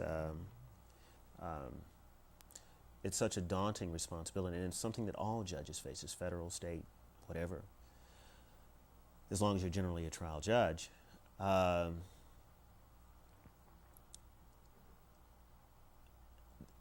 That's just the beginning. Actually, I want to digress just a little bit. I was recently at a moot court competition in Columbia, and I was sitting with a judge from Canada. Actually, she was Chief Justice of Canada at this moot court competition. We were judging the competition together along with a third judge. And she said that at the appellate level, when they resolve criminal cases, the defendant is brought in and listens to what goes on, just as they are brought in and are entitled to hear proceedings at the trial level. And on reflection, I thought, we really are talking about taking away people's freedom. And they really should be fully aware of that process. When judges sit down and talk about what's going to happen to them. You mean the accused or the judges should be aware? Both. The judges should be aware of the people. They should be aware about looking at the people they're dealing with. And the accused should be aware in the sense that they look at human beings and know that they're just not some cog in a machine, that some human being is actually sitting there listening and deciding what's going to happen to them. And and it's a little troubling that they can be off somewhere, and these judges, in a public forum at an oral argument, make this decision. And she was making this argument. I found it quite fascinating. But getting back to the notion of criminal law, one of the most troubling aspects out of several is the disparity in money. The difference between the significance of the fact that if you are poor in the system, you cannot always get a fair shake. And I can actually give you a little anecdote that will back that up, a personal anecdote from when I was a trial lawyer. As a young lawyer, I had been called upon to represent a defendant in a criminal case. And the circumstances were that the defendant was represented by another lawyer, a retained lawyer, and the lawyer had come forward with the defendant for the defendant to enter a plea of guilty. And the defendant refused to acknowledge the facts of guilt. He was willing to say, well, I'm guilty, but he refused to admit that he had committed the facts that would have supported, or admit to the facts that would have supported his guilt. And the judge in that case refused to take the plea. This is a federal judge. In fact, it was Judge Johnson, refused to take the plea, which is very typical. I've done it many times myself, which is when you get a defendant who says, well, I want to plead guilty, and then you ask him the facts as to what they did. They say, well, I didn't do that. I didn't have those drugs on me. And he says, well, I can't accept your plea. And this happened in this case. And the judge refused to take the guilty plea and said, we'll go to trial the next morning. In the meantime, the lawyer said, well, I can't continue to represent him. He's either, and I don't remember exactly the circumstances, either the defendant had lost confidence in the lawyer, or the lawyer had lost confidence in the client in the sense of not believing the client anymore, or both. And so the lawyer moved to withdraw from any further representation of the defendant. And I had a small practice in Dothan, Alabama. In fact, I was a very young lawyer at the time. Goodness, I guess I may have been down there only a few months, if not perhaps maybe a year, I don't know. And I was called up and told to come to the court that I would represent this defendant, and we were going to trial the next morning at 9 o'clock. And, 24 hours of preparation is not much time for preparation. So I met with my client, and the defendant said, I'm really not guilty. And, as a lawyer, even a young lawyer, I'd heard that many times and knew that wasn't always true. And I said, well, do you have anyone who can testify, who can support your claim of no guilt? And he said, yes. He says there was a witness who actually was present at the time that I was accused of having these drugs. And this witness will verify that those drugs are not mine, that I knew nothing about them, and will support my claim of innocence. And I said, well, who's the witness? And he said, the witness is Larry. I'm using that as a name, but I don't remember the exact name. I said, Larry. And this happened out at a military base near Dothan, Alabama. And I said, I think he was connected with some people out there. I'm not sure, but I know his name was Larry. And I've had many a Larry story. So I'm sitting there and I go, yeah, sure. He says, well, how can I find Larry? You don't have his last name? No. Where is Larry now? He says, well, I think he left the base. He's no longer there. Can you give me a description? Not really, it was night.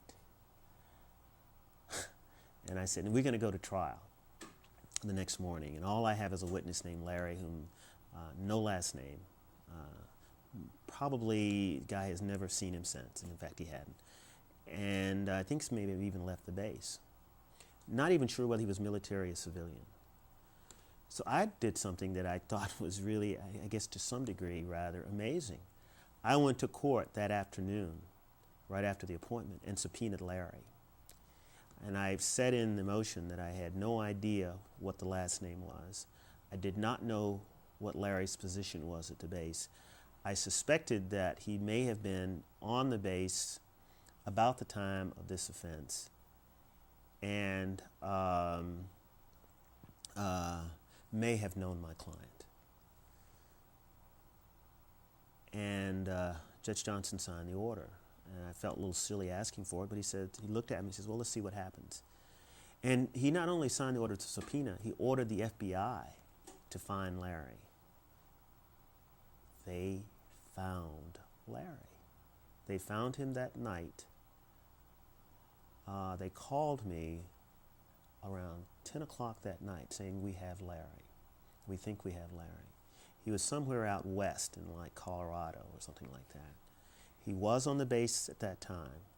He fit the description. He did know my client and so forth. They gave me his number, and they said in the meantime they had given him a ticket since he'd been subpoenaed, and he would be arriving on the plane that morning. But they gave me a number where I could call him. I called Larry, and he verified everything my client had said. He was also a military policeman.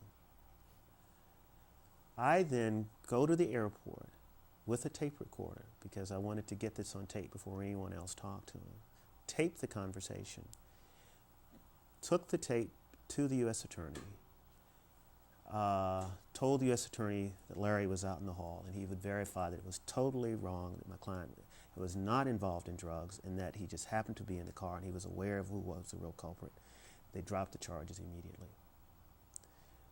But for that much access to the criminal, that much access to investigative power, my client would have been convicted.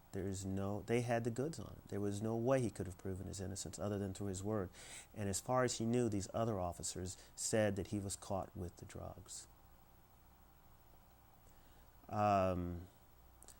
While in that instance, Larry had a court-appointed lawyer, the lawyer being myself, because he was poor and he had retained a lawyer who could not afford to find Larry. And it would have been impossible to find Larry without the tools of the federal government or some huge investigative force like the FBI. He would have been found guilty. There's no question. And that's the only reason he was pleading guilty. His lawyer, and rightfully so, told him that he had no chance before a jury. His only avenue was mercy of the court. And I think most judges can tell you that as you see defendants come before you, before the court, and while I think we're also fully aware that most of them, for the most part, probably are guilty, but that's not the issue. The issue is, are they getting fair representation, especially for that one defendant who may have a Larry out there that they can't find. Inadequate representation, inadequate resources can be quite critical in the defense of a case. And How serious a problem do you find that? I think it's a very serious problem, yes. I think very seldom can a truly, a defendant who's charged with a serious crime ever afford true investigative tools. I think that's clearly the exception. The O.J. Simpson trial is the exception, as I say, that proves the rule. You have to be very, very rich, only if you're very rich. And I have seen some clients who've come before me, with good lawyers, with all the paperwork, with the investigative tools, and it can make the difference in the outcome of the case. And some people forget that when we're talking about the outcome of the case, it doesn't mean whether you're guilty or innocent alone, that is an issue. But what happens at sentencing? You know, how well you're prepared to proceed with the sentencing process. But that's the side of the criminal process that I've seen that deeply troubles me. Has it gotten better or worse in the last 20 years? I'd have to conscientiously and in good faith say that it's gotten better. That with things like public defender, I think we have a very good public defender program. And that is, in fact, when I was chief judge, one of the reasons that I so strongly pressed for the public defender was a question of resources, that we should have on board a defense team that has, you know, access to the same investigative tool as does the prosecution. And I think the public defender concept has gone a good ways towards leveling that playing field. Now, the area where it can be most problematic is with habeas law, and you get cases out of state court where I think that there's sometimes questionable, or it is sometimes questionable, whether defendants have received the type of representation through the availability of adequate resources, money, investigative tools, and so forth. And the Middle District gets a great deal of Oh yeah, habeas. yeah. Well, I'm sure most courts do, but you know, With we're not state different than prisons. any other court in that. Yes. But that is one of the most troubling aspects of the criminal justice system is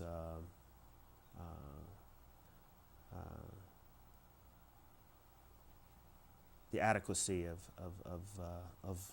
resources, and along the same lines, the adequacy of representation. Because quite often, lawyers who represent defendants, because they don't have money, assuming they don't go through the public defender, they can't afford the best lawyer. Tell me about your experience with your judicial colleagues, the other judges. You came on the bench approximately 20 years ago. You'd practiced for some 5 or 6, 7 years, I guess, before that. Judge Johnson had just gone to the Court of Appeals. Who else was with you initially on the district court bench, and what have been your customs in terms of collegial relationships, of meetings? And During those early years, the other two judges were Judge Varner and Judge Hobbs.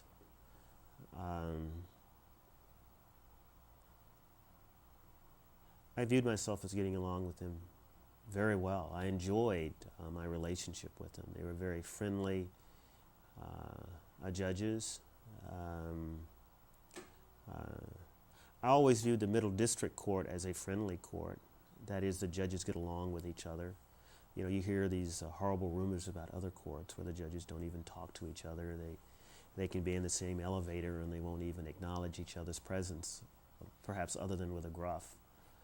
But the Middle District has been fortunate, and the judges on this court have been fortunate that we've had a fairly good relationship, a very friendly relationship. I think even when they've disagreed with some of my rulings, that in no way interfered with our relationships among the judges.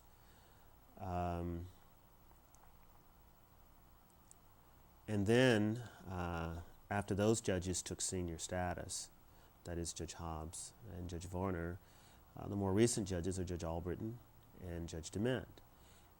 And that tradition has continued. And I think it's a tradition that I hope will stay ingrained and will not be lost. There is a conscious effort to make sure that we all get along.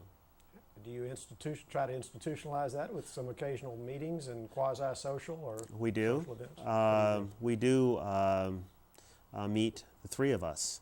And sometimes it's just a social gathering just for lunch. And then, of course, we do take up court business, and we try to do that on a monthly basis. Then we have what we call court meetings with our magistrate judges involved, as well as other court personnel. The magistrate judges, which are fairly new,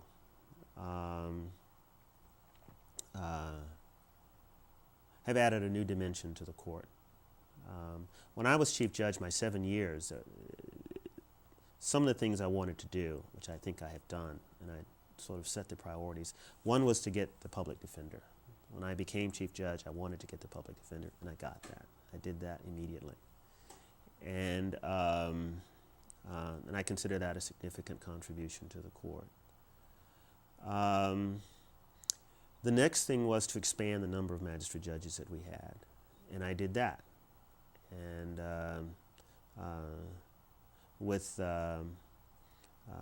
in fact, our first black and then two female magistrate judges, Judges McPherson and Judge Walker, those positions were created under me and were eventually filled while I was chief judge. And we were Judges Cootie and Carroll. Judges Cootie and Carroll were already on board before you were chief judge. That's right, but they came on while I was judge.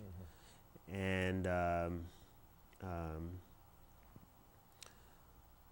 the other thing was, of course, building the new courthouse. I wanted to do that, and I spent a significant part of my chief judge years working on putting that together. And in fact, I just ceased being chief judge about a year and a half ago, and so the actual construction, I'm not supervising, but the getting of the money and the actual design and all that, I did. Now that was interesting too, because we were one of the first courts, and perhaps maybe the only court, where the judges were directly involved in the actual construction project. Most of these courthouse projects are what they call turnkey projects, where they just sort of deliver the court Who do you go to the judges. GSA? GSA. And when they came to us and decided that they wanted to, they were willing to build a courthouse for us, I became very aggressive in making sure that we were involved from the beginning in everything from the selection of the architect to the actual design, the initial design. In fact, when they first sat down here with me and some other judges, I had just become chief judge, and we were sitting down with GSA. They wanted to build sort of like an 8-story building on that little square piece of property behind us. And I said no. And I said, let me go to the city and see if we can close the street, and we will try to buy all the land next to us so that we can maintain the integrity of a sort of a 4 or 5-story building rather than a skyscraper, relatively speaking, skyscraper behind us. And then when it came to the question of the design itself, we were right there and we voiced our preference, and I can for the most part say that at each instance our preference was won out. And I say that because I've heard that we ruffled some feathers in that process, and Ruffled feathers within GSA. I would just generally is what I understand, because obviously we took away some other people's authority. You know, we could be a thorn in the side. Were you also, in terms of your relationships with the city, local government, was that an issue? It was an issue, but ironically, even though through my litigation, I think I had created some problems when it came to the actual construction of the building, because everyone had an interest in getting this building built, and everyone had an interest in making sure that it was a good building. The city was quite supportive, and I met with the mayor on many occasions. And even though we had our confrontations, I guess you could say, and I put that in quotes in the sense that he had said some things about me, and rather interesting things at times.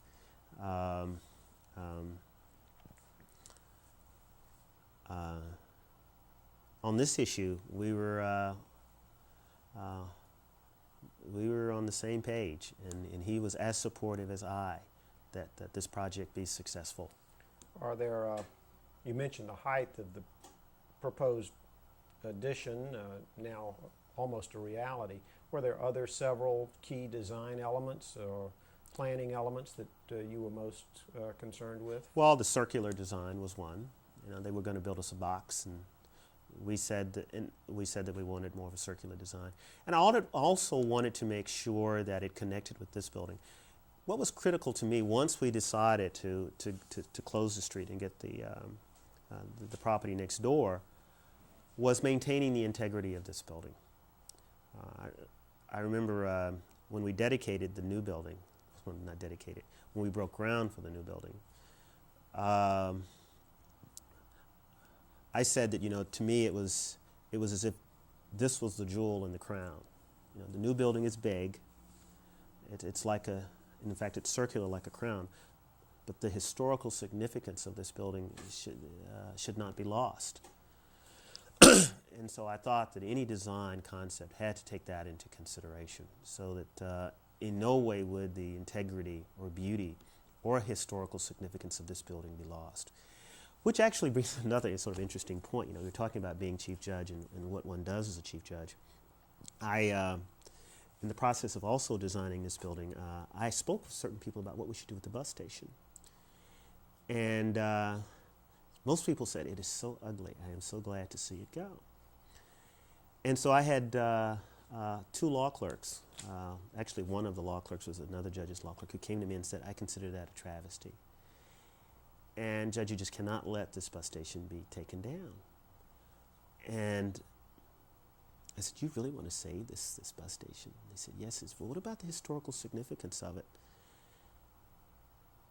And so I thought about it, and I said, maybe that's right. One just, in the process of building things, we so quickly discard old things. So I called up a few people. I called up a number of local citizens and even a historian or two, and set up a committee on my own to preserve the bus station. And I was concerned in that process of selling it to the other judges too. And they were concerned that in the shadow of this beautiful building that we would have, we might have an eyesore, that it would be sort of like other historical projects. Everyone is excited about preserving it, but no one does anything actually to preserve it after it's done. And to give you a little background, this is a bus station where the Freedom Riders were beaten so badly. And this is a bus station where, as a result of those confrontations of the Freedom Riders coming down here, the integrated blacks and whites on the buses, it led to a lot of the lawsuits and a lot of the laws that led to the desegregation of public transportation. And a lot of it happened right out here. I mean, this bus station is quite significant in that historical, in that history. And so I brought these people together, and eventually, as a part of my being able to sell it to the other judges and to assure them that it would not be an eyesore, that this was not something that we would turn over to some local organization, and as a result, it would sit there and unattended. I convinced GSA to give them a significant amount of money as seed money to support the initial funding for the bus station.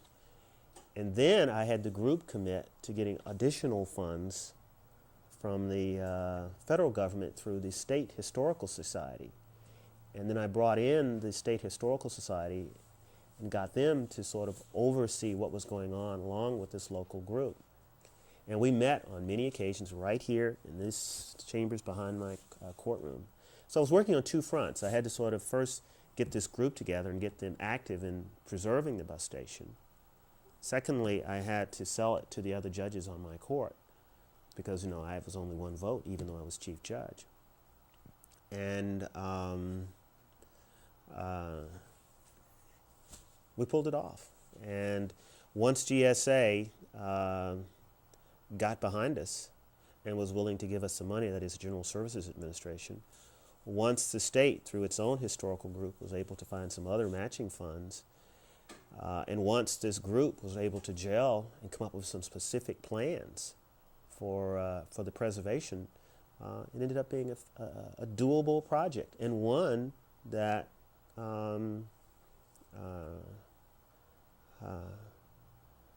appears that it may be self-sustaining, and we won't have an eyesore. And in fact, we'll have a tourist attraction that will be part of our own complex, and a clearly not just a positive addition, but quite a significant addition to the whole courthouse.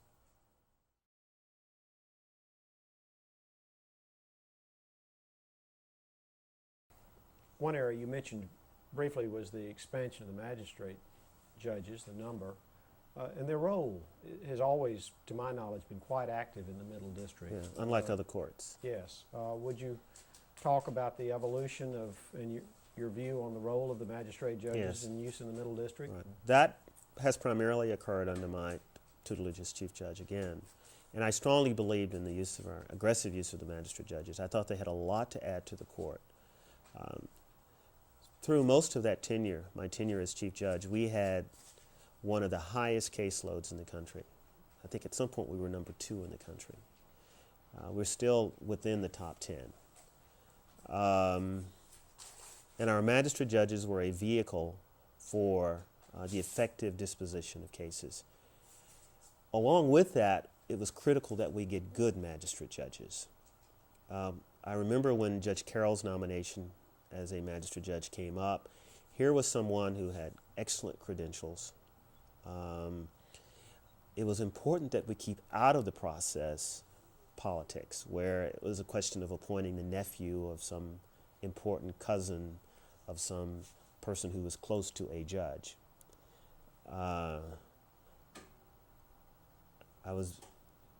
Felt very strongly that it should be a merit-based scheme for selection, and I think it has been, and I think we're fortunate to have 4 very good magistrate judges, all of whom are well respected by the local bar, and I think have been a tremendous help to our court.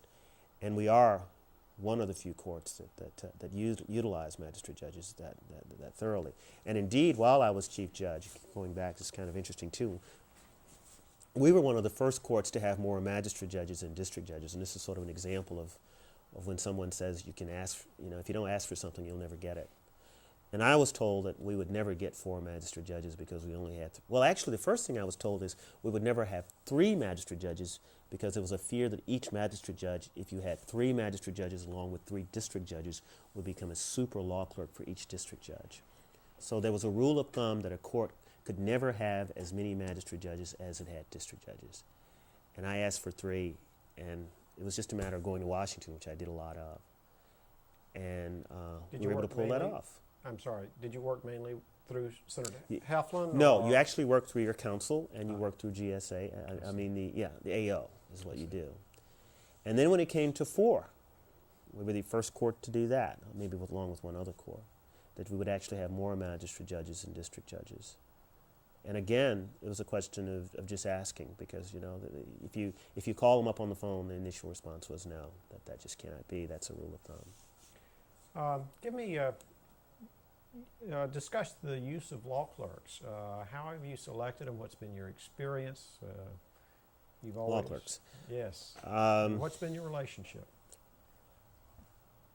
To be very honest with you, I think law clerks are probably the best part of this job. They bring a freshness to the job each year that I think is healthy for a judge. While you have to train these law clerks each year, the payoff is, though, that you get new ideas. You get someone on board who's looking at this for the first time, keeps a judge from becoming jaded. I know some judges have moved to permanent law clerks or law clerks for 2 or 3 years. I view them as extended family, and I really consider them a tremendous benefit to my ability to judge, and on a personal level, just a real pleasure. I now have 3 law clerks. I've gotten an extra law clerk from one of the senior judges, but for the first, up until about maybe 4 or 5 years ago, I had 2 law clerks per year. And describe some of the social relations and that you've. How have you? What's your customs with law clerks? Well, we tend to go to lunch every Wednesday, but it's not quite that formal. My law clerks come over to my house. It's sort of like they're not company, so they don't come in the front door. They come in the back door, which is where we all enter, all family. So I view them as extended family. I see my law clerks a lot. When I travel around the country, I visit them. I was recently in New York. I will call my law clerks. I will have lunch with them, and we will go out socially.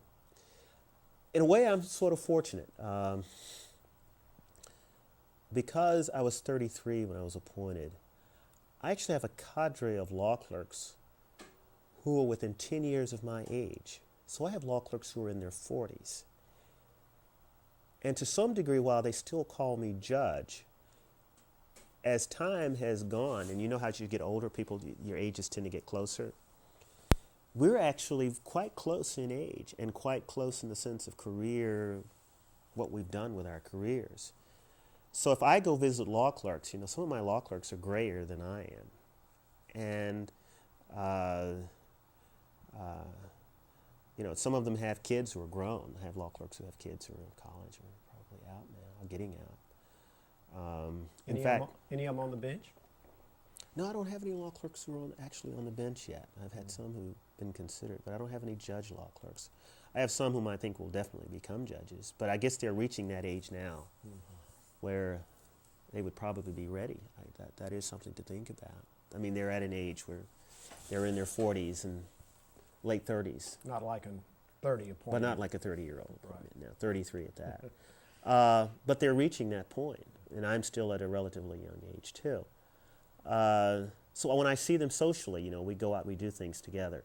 And it isn't always as if it's sort of like an old man sort of taking a young man out, when you sort of lecture to him for a while and tell him, share your wisdom. Because we're so close in age, I think it's more of an equality than in our relationship.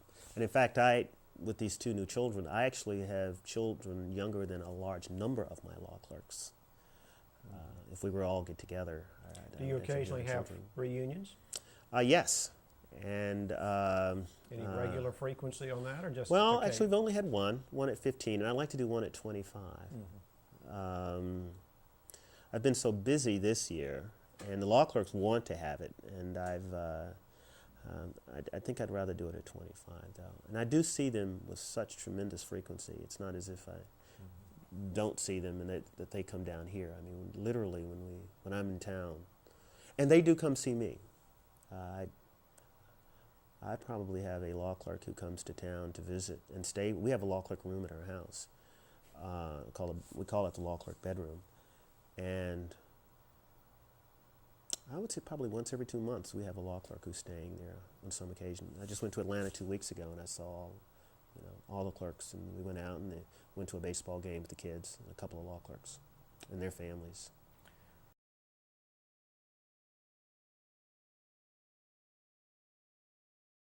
Well, speaking of Atlanta, that was my next subject. The 11th Circuit. I was trying to remember when that divided. 1981. So just 1981. as you got on the bench. About a year after that, yeah. How has the Court of Appeals changed, and from your observation, and what's been the relationship, if any, that you could describe? I've sat on the circuit, and I enjoyed it, but I really do consider myself a trial judge. I really like trying cases. Obviously, it's changed. I mean, the old court, the old Fifth, and to the degree it became the new 11th, dealt with social changes that I guess in the eyes of some are probably no longer as pressing as they were back then.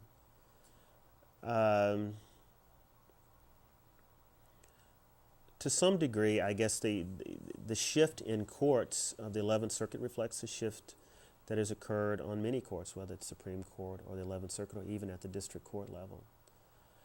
I'm talking to my fellow judges here, and we're talking about remand. I'll just use this because it's sort of non-controversial, whether to remand cases to state court. And I was reminiscing. I said, when I came here 20 years ago, wanted to be in federal court, and defense lawyers wanted to be in state court. And some of the judges, are saying, it's defense lawyers who want to be in federal court, and many plaintiffs lawyers want to be in state court. And I was reading some of the 11th Circuit opinions, and I'm saying to myself, the degree to which quite often decisions really, truly reflect the times. And how some of those decisions, if they had been handed down 15 years ago, I think could very well have been different. On issues like remand, where the judges come from. And so when I was talking to my fellow judges, I say, I sit here, and I haven't changed. Sometimes the Court of Appeals has changed, and sometimes circumstances around me have changed. And of course I follow the law.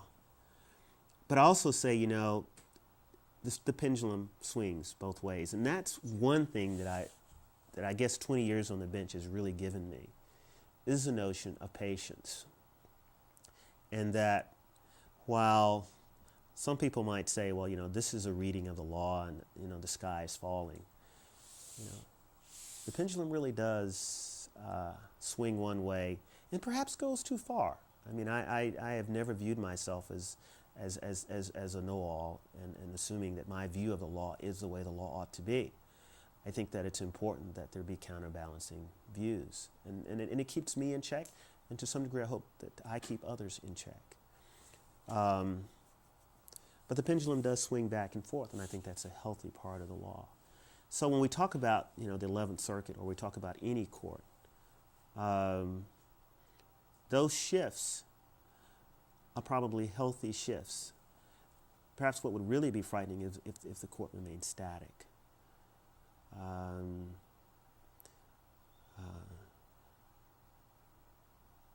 And did not reflect to some degree the changing times and the current needs. Is there a difference have you seen a difference to the extent the court is either more or less supportive of the trial judges, that is, in deference to? I think to some degree that depends upon what's going on. And to some degree when I make that comment, I'm chopping off my own nose because I'm saying that, that obviously I'm being held in check too. Maybe I would like a static court that was purely viewed my view of the law. But I think that once you become a judge, I think what should overrule everything else is principle. And I have a strong abiding faith in the process itself. And in fact, I don't think I could work within the process if I didn't have that. And so I think overall, the process works. Isolated cases, it may not. And in isolated cases, I think it clearly fails. But when you look at the overall picture, I think that the process does succeed. And is that sense of faith in that process stronger today than it was 20 years ago, about the same, or? Probably stronger. Mm-hmm. Yeah. Wisdom. Because it's based, I think 20 years ago it was a matter of faith. Now I think it's based more, I can actually I have some empirical evidence that it is true. Mm-hmm. It's not totally just a question of faith. When I was young and sort of starting out, it was a question of faith. Now I think I have something to back it up. Well, what observations would you make on the Supreme Court and changes you've seen there over the same observations. Whether we're talking about particular justices or the court as a whole. They talk about the Warren Court. They talk about the Rehnquist Court. The genius behind this system is that, ironically, those courts will pass, just as I will pass. And you have to keep in perspective what has happened over a period of time, over a period of 50 years, over a period of 60 years, over a period of 70 years. Well, any particular thoughts on the role of Clarence Thomas on the Supreme Court in particular? Actually, when I think about Clarence Thomas, I guess someone who's listening to this might be curious as to why you happen to bring up Clarence Thomas. That's sort of the question itself raises a question. Fair enough. I understand. When I was first appointed as a judge,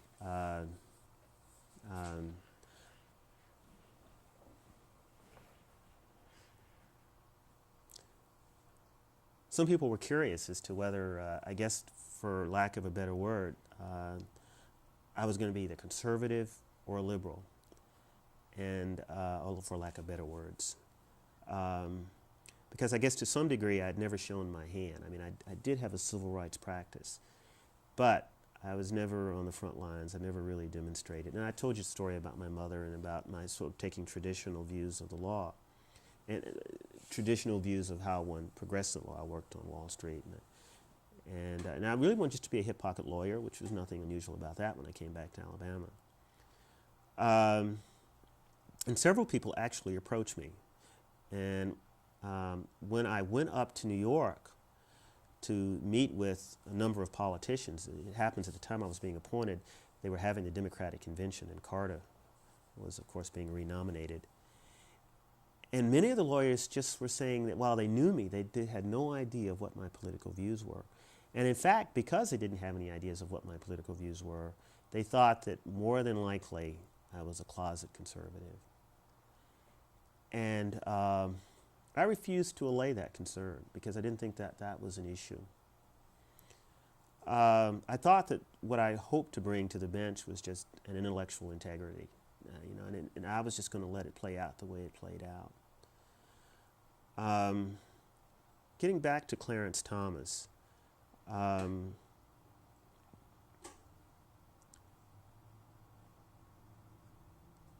to me, I guess what I would say is, for those people who are opposed to him, I just think it's time to get over it. I mean, I think each of us is entitled to have his own views. He's chosen his views. You can't knock a person for having views. You can disagree with them, and you can complain about them, but to keep going back and sort of rehashing those old concerns, to me, is not very fruitful. I mean, he's made clear what his views are. I think it's important that we all maintain a sense of proportion, that we have to believe in the system itself. Clarence Thomas is not the Supreme Court, nor is any Justice Supreme Court, nor am I this court.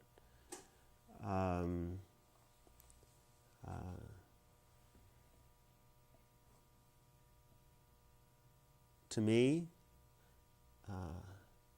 I follow, assuming he writes a majority decision, I follow it.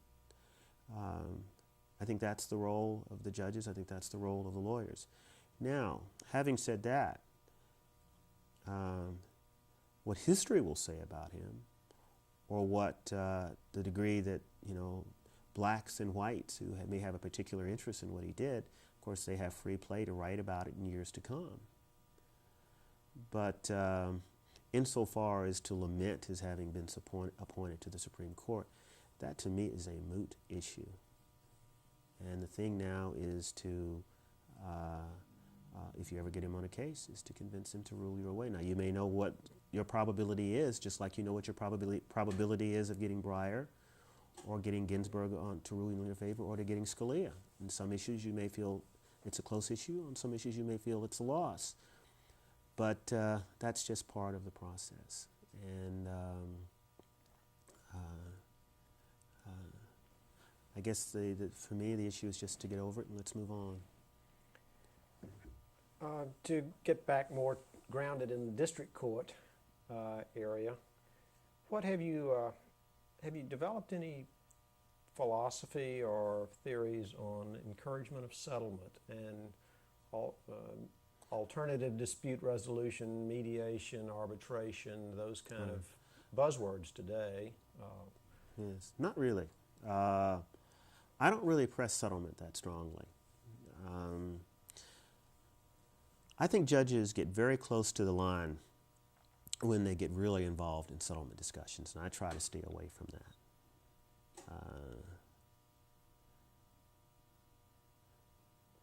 I also think that that you can raise some severe ethical problems when you really get too enmeshed in settlement. And I've been indirectly burned on that in some other cases where lawyers, especially in some of my institutional cases when relationships break down, and then lawyers can turn on the judge. Judges, be very careful when you start getting too enmeshed in things like that. The case doesn't always go away, and then you might find yourself with egg on your face insofar as what you may have said during some settlement discussion. So I try to stay neutral and I try to stay out of the process. Secondly, you know, it's hard sometimes for judges to really say that they forget something they've heard in the process of settlement discussions. I remember a case once where the lawyers were sitting before me. I did not solicit their response, but one of them blurted out what the settlement offer was. We went to trial. They did not settle. I then had the case before me on remitter. I remitted the case to the exact amount, according to the lawyer, that had been said to me in chambers. I did not remember the discussion. I do not remember the lawyer ever having said that amount. Two things. Did I compartmentalize it and resort to my subconscious? You know, you can put me under hypnosis and find out. All I can tell you is I don't remember it.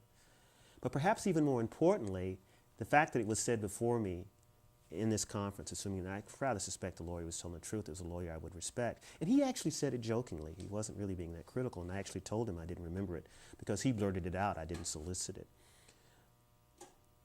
I think that to the degree I may, if I had solicited that response, if I in fact believed that the case should be remitted, it would have undermined my independent assessment of the case based on what I heard at trial.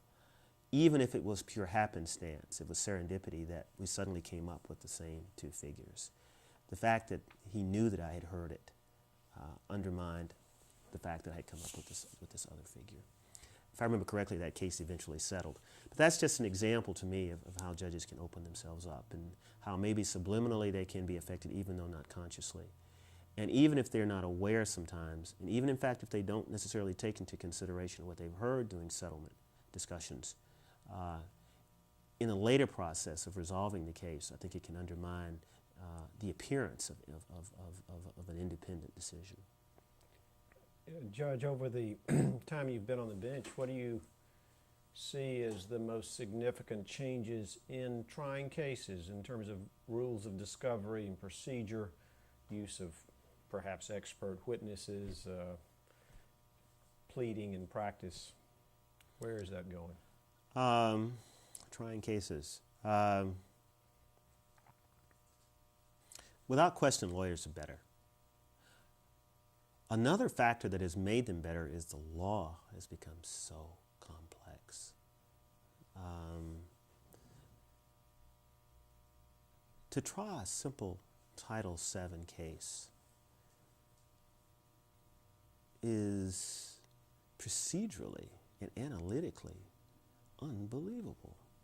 And if it's against the state, you've got so many analytical issues from 11th Amendment immunity, qualified immunity, whether you've exhausted your administrative remedies, EEOC. I mean, it's just a host of issues before you ever even begin to approach the merits of the case. Prima facie case, shifting burdens of proof. This is on a simple Title VII case as to whether someone was fired for an illegal reason. If it's a disability case, you complicate it even more. So a young lawyer who wants to bring a simple Title VII case can't do what I did 20 years ago, 25 years ago when I was practicing law. And I remember the judge would just say, well, I find your reason to be pretextual or not.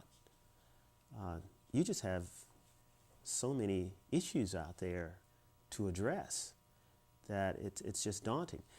But that's not true of just, it's true of some other areas of federal law. I don't have a solution to that problem, but I would say that I think simplification of the law is something we've just very much lost sight of. In that sense, how cases are tried has changed. Discovery, I think it's much more under control. I think there was a period of time when it may have been a little bit out of control when people were filing boilerplate discovery requests. We see less and less of that. Actual trials themselves, I think with computers, with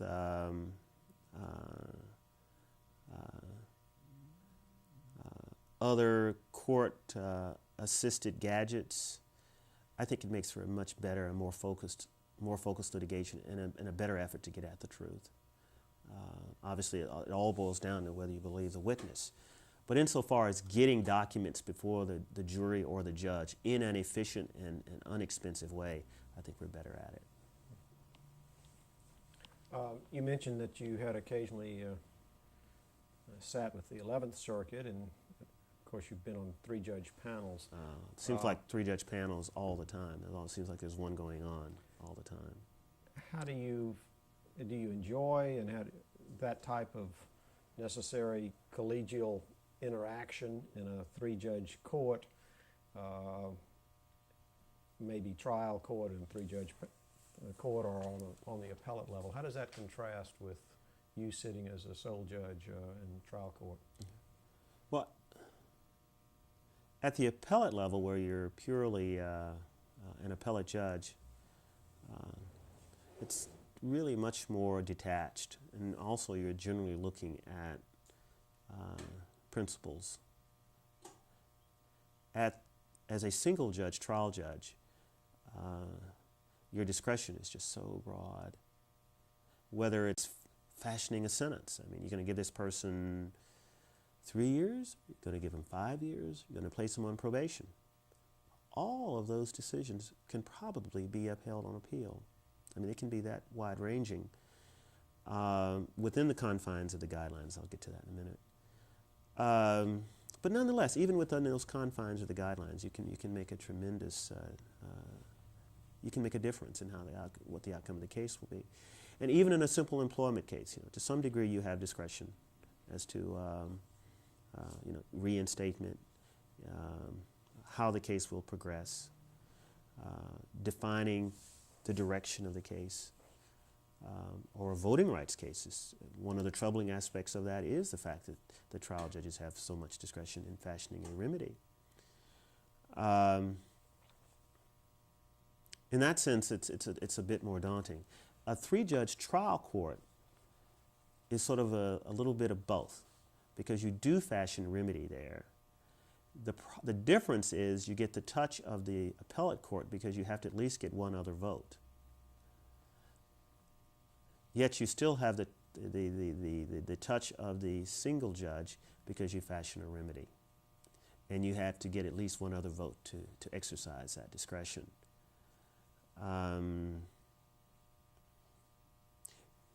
Does that get quite cumbersome? Yes, it can be. And particularly Long just the trials. routine? Yes, Yeah, the routine of a trial ties up 3 judges. Getting our schedules together, we're all busy. We all have caseloads. And for us all to come in there and try a case can be rather difficult for the parties. You're trying to get all these people. It's different when you have an oral argument and you're an appellate judge. You're talking about 30 minutes you have to be together. Here you can be together for weeks at a time. And that really does tie up judicial resources.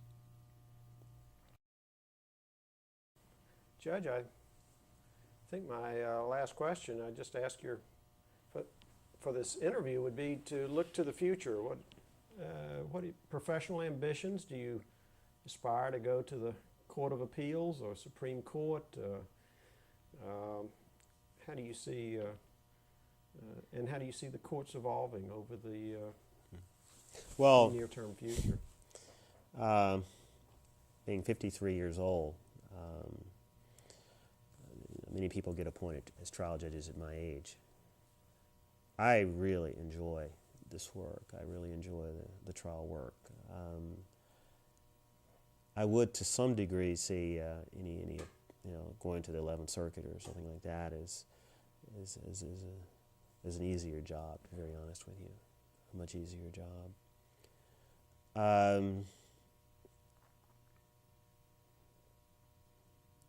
And I do enjoy the activity. I enjoy going to court. I enjoy the high drama of what goes on in court. I enjoy the people. I don't get to touch the flesh like the lawyers do, but I get closer to it than an appellate court would, or an appellate court judge would. No, I am comfortable where I am, and I would be satisfied being right here. The only difference that I make is that I try to, I enjoy teaching, and I may do some of that in the future. I probably would like to do a bit more writing. I've thought a lot about some of the things I'd like to write about in the area of law, just subjects, different subjects. There's not much provision for sabbaticals. Not really, no. Some courts are beginning to do it. They realize that that allowing judges to take time off is to the benefit of the judge and to the court. Large courts can do this more easily than smaller courts because the impact can be diffused. If you have an 18-judge court and you redistribute that judge's cases for a year, then you're talking about each judge getting maybe just a handful of cases or maybe 20 or 30. For a small court like ours, where we each have close to 300 cases, plus or minus, that's not so easy to do. It's one thing for me to call on my other two judges and ask them to take on another 150 cases when they're already overworked with cases. So I don't know what the solution would be. I think the Chicago District Court actually does have somewhat of a semi-sabbatical that a judge every 5 or 7 years can take off 6 months, perhaps even as much as a year, by pre-arrangement. I don't know. That would be almost not feasible for a small court.